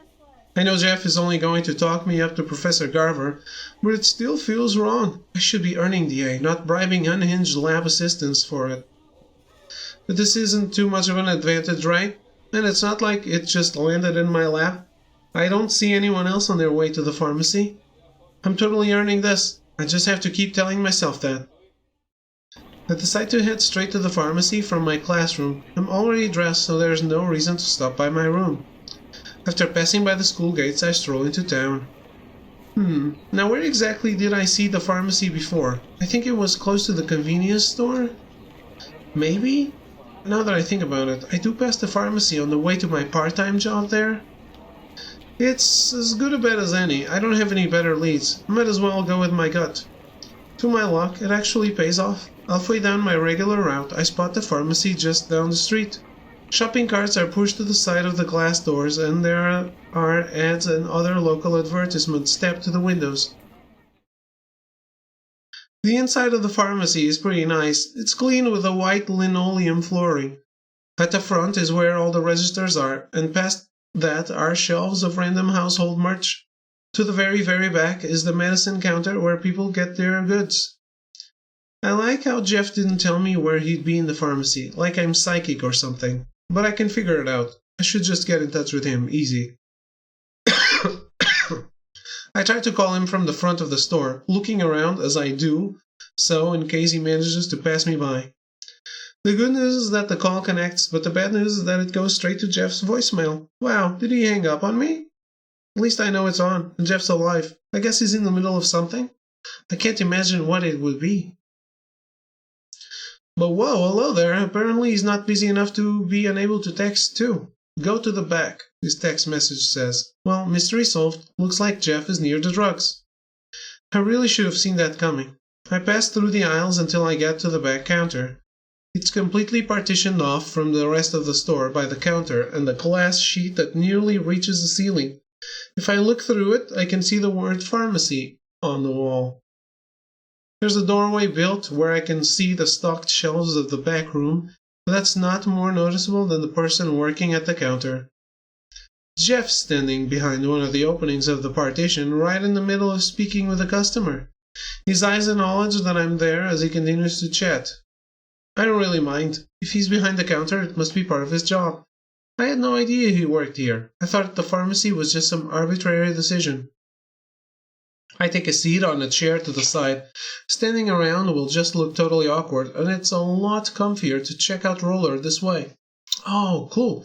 A DIY for tie-dye shorts. Totally saving that for the summer season. I don't finish the tutorial before the customer leaves. Eventually, out of the corner of my eye, I see the customer part from the counter with a white baggie in hand. Looks like Jeff is all free now. I stand to my feet and pocket my phone. I can already feel his full attention is on me. Hey, Jeff. Assistant. Jeff nods at me from the other side of the counter. Excellent job on arriving so promptly. You only prove that I have excellent taste when it comes to picking subordinates. I think that's supposed to be a compliment. Thank you. I haven't done anything like this before, but how hard can it be, right? Oh, it will be hard. I wouldn't need to hire you if it was easy. Alright, he's got a point there. Way too harsh. My mellow, Jeff. It's almost like you want me to hate doing this. I don't care about how you personally feel being my assistant, as long as you do an acceptable job with it. However, I didn't call you here for an evaluation. I wanted to talk more in depth about that potion I mentioned before. So we're finally getting into the deets of what Jeff is aiming to make. I lean in curiously, but I go so far that I accidentally bump my forehead against the glass. Hold on. I drop down to my haunches so my face is level with a small opening for hands. Ha! I am so clever. Okay, hit me. Jeff's voice drops to a whisper. Assistant, while I do enjoy how much of a fool you're making of yourself. Jeff's eyes move as though they're spotting something behind me, and I slowly turn in place to see that there's another customer waiting in line. I must look like I'm trying to squeeze my head through this opening now. That's not normal. Quickly I straighten up and do my best to act like I'm not completely embarrassed out of my mind. Sorry, go ahead. I didn't know you were there. I shuffle out of the way and to the side again. As I do so, I hear Jeff call after me using that fake nice voice of his. Nicole, I'll be on break right after this. Okay, I'll be around. After that, there's no way I'm staying where that customer can see me. I'll just window shop the aisles. That should be a good time waster. Plus I can hide away until the coast is clear. But all they have here are pills and syrups and more pills. I should have expected it when I decided to wander into the aisle for non-prescriptive medication. But still, boring. I wonder if I should stock up on ibuprofen while I'm here, because of Jeff. Good one, me.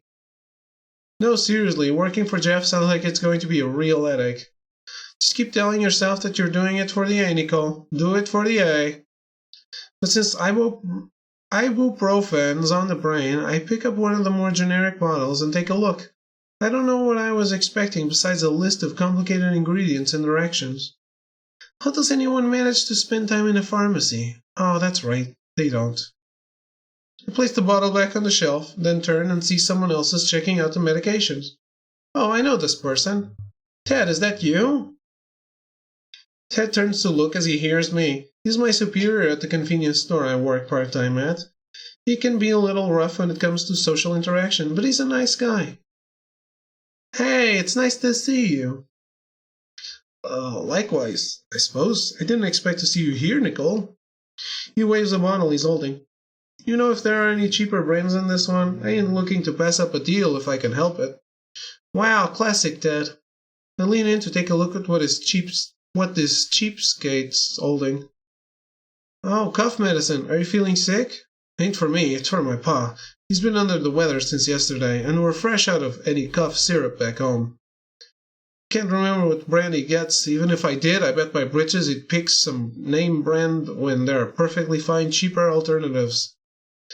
Ted crosses his arms like there's no arguing with him. There usually isn't, but it's mainly because he's so darn stubborn that he won't listen to a word you say. I guess he could scope out all the prices and compare. We could scope. Of all these, that sounds like it would waste so much time. Hey, it's not like you had any better ideas. Ted arches a brow. He's about to say something, but he just falls silent. Then he just appears plain angry. I was only saying. Not you. Ted shakes his head at me. I just noticed there's a snake in the grass. Wait, what does he mean by that? I turn to see what Ted's looking at, and there's Jeff leaning his shoulder against the aisle like he's amused by what he sees. My assistant, the company you keep. You did seem like the type to pick up a stray dog on the side of the road. Who you calling a dog? As Ted advances on Jeff, I step in between the two of them with my hands held out. It doesn't take a genius to figure out that there's some bad blood here. Hey, maybe we shouldn't beat each other up in the middle of the pharmacy? I like that idea. I ain't the one asking for a fight. I was only making an observation. Jeff inches behind me and stables his hands on my shoulders like a frightened child. Can you believe it, assistant? How terrible he acts towards me. I only want to be his friend, but it's hard to be friends with someone who yells all the time, don't you think? I don't yell.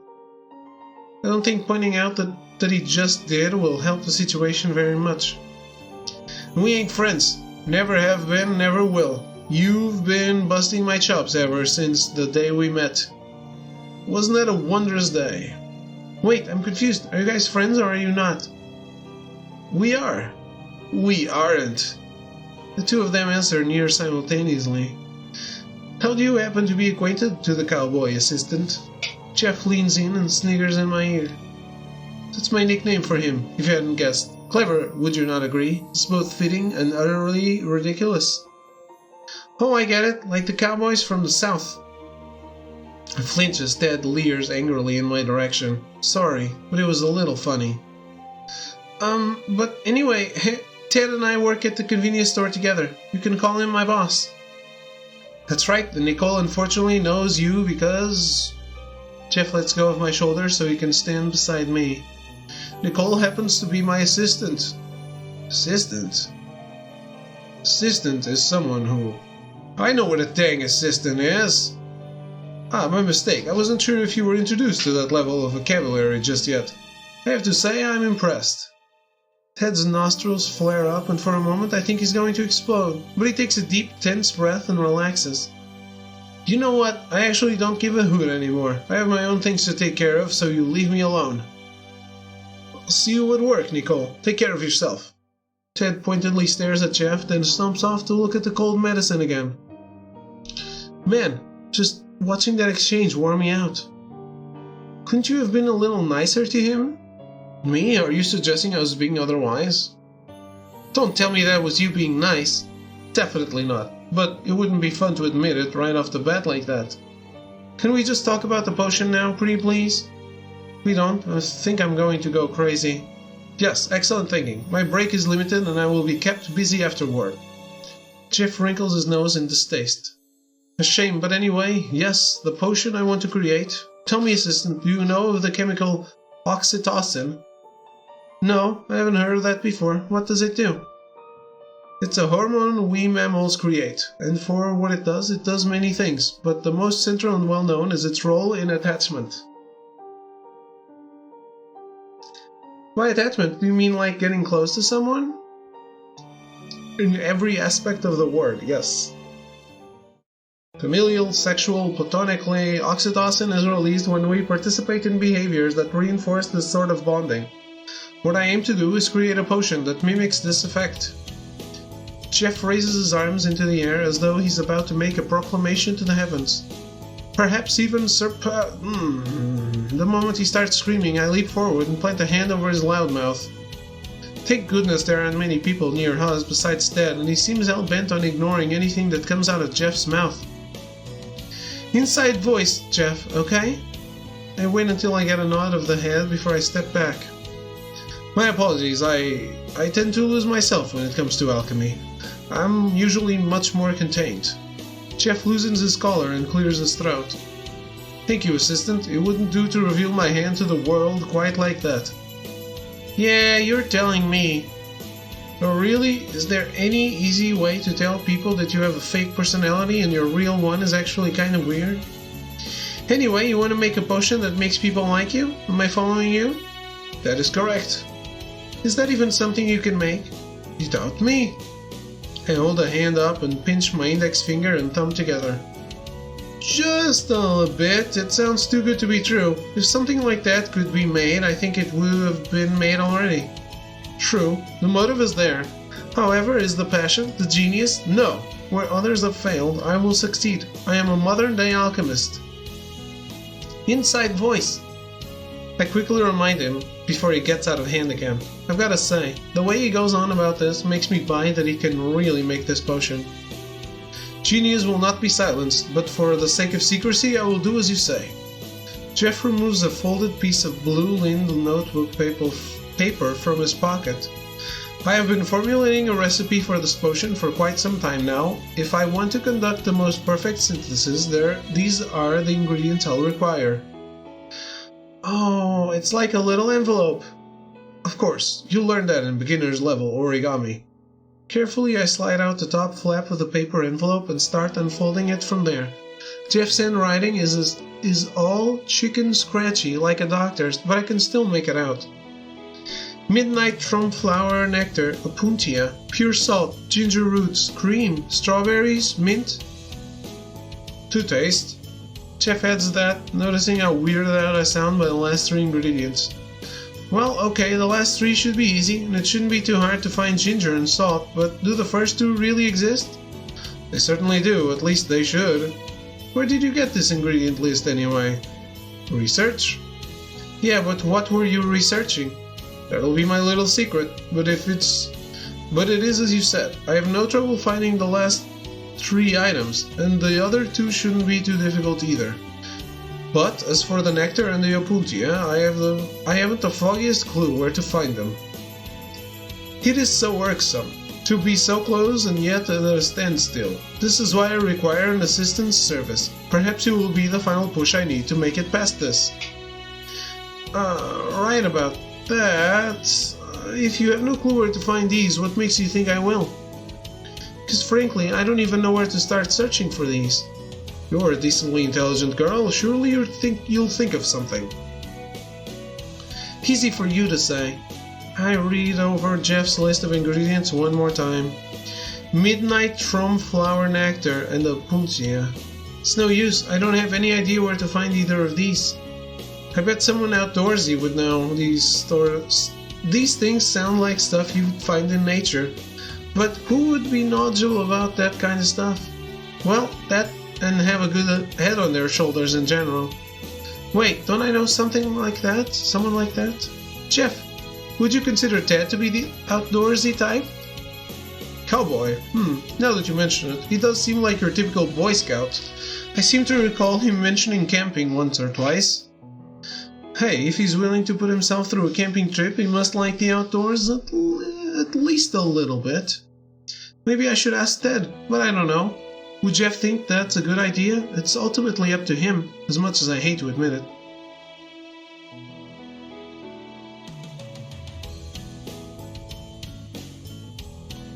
Ask Jeff about your idea. I think I have an idea, but I'm not sure about it. An idea is still an idea. What is it? I know you and Ted don't exactly get along, but I was thinking that since he's right there, and you said it yourself that he's the type to know about outdoorsy things, Jeff picks up on what I'm trying to say before I even finish my train of thought.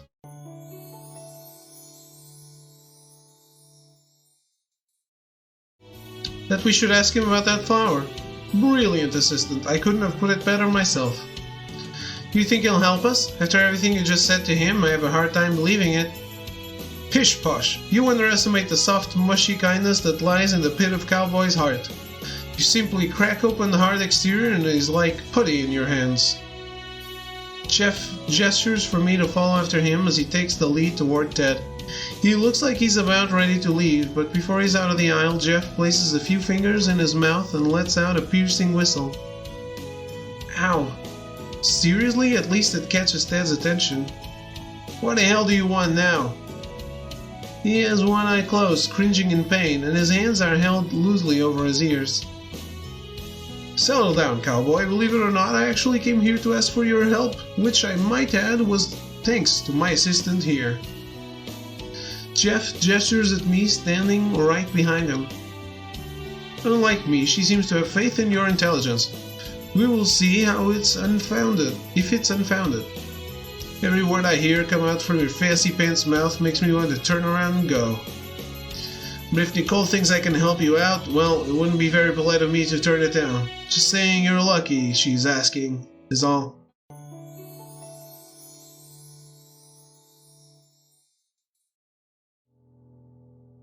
Ted gives a small smile in my direction. Oh, I'll take it. I was just going with my gut. Have you ever heard of either Midnight Trum Flower or opuntia? Ted hums unsurely as he takes in the names. That second thing don't ring any bells, but the flower name sounds familiar. Midnight Trum Flower. I ain't positive, but can't you find those in the school's arboretum? It's truly that close by. Raise a hand. Wait, what's an arboretum? Jeff gives me a look like I'm a kid that's just interrupted the adults talking. Nicole, very well, if I must. It's the responsibility of every good superior to make sure their assistants are kept up to speed. An arboretum is simply a place where plants that will be studied are cultivated and grown. Consider it a type of outdoor museum for plants. Like I said, I'm no expert, but I do think I've come across the name on one of the signs in there. Wow, if Ted's right, that could be a huge lead. However, Jeff doesn't seem as impressed as I am. Not as useful as Nicole suggested, but somewhat. I suppose you have proved you possess at least a great scholar's level of intelligence. Before Ted can shoot back a retort, Jeff holds up a finger, then quietly heads to a section of the shelf to pick up a bottle of cold medicine. Here you are. He tosses it towards Ted, and the other boy barely reacts to catch it in time. Hey! You were looking for the best deal on cold medicine, correct? It's that one, not the cheapest, but it is potent. The one you hold now is cheaper, but it will take longer for your father to get better. Well, if there's one thing you're good for, it's knowing your stuff about medicine. Ted heads over the cheap stuff and takes the bottle that Jeff threw at him. That all? You done with me? You're free to leave. Thanks for the help, Ted. Yeah, don't mention it. Good luck with whatever it is. Ted gives a final wave before he takes off for the registers. Once he's finally gone, Jeff turns to me with a satisfied smile on his face. That's that then. We head to the school arboretum immediately. But Ted didn't sound too sure if the flower was there or not. What if it isn't? Nicole, my dumbfounded if darling assistant, it will definitely work out in the end. Do not fear. I'm super skeptical, but it won't do to have Jeff be the optimistic one around here. Yeah, you're right. We shouldn't psych ourselves out yet. How much longer do you have for your break? Jeff takes a look down at his watch.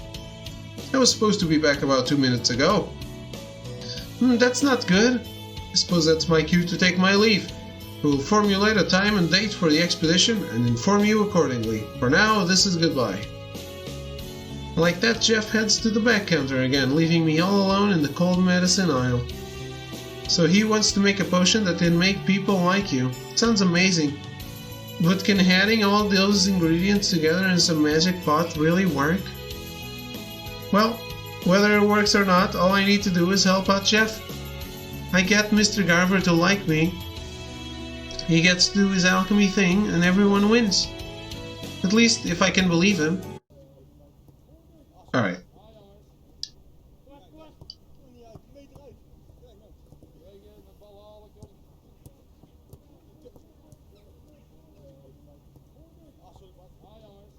We save, and I think I'm done for the day again. Well, we started the route, but we only had one single thing. This is way bigger than I expected, for sure. I do hope that at least Jeff's route is cool. It's not the one I would have picked for the start. I would have gone with Darren, but it's what we're playing. Anyway, guys, that's it for today. That's it for the stream. I'll be back at nighttime with Marvel's Avengers. Have a good afternoon, and I will see you then. Goodbye.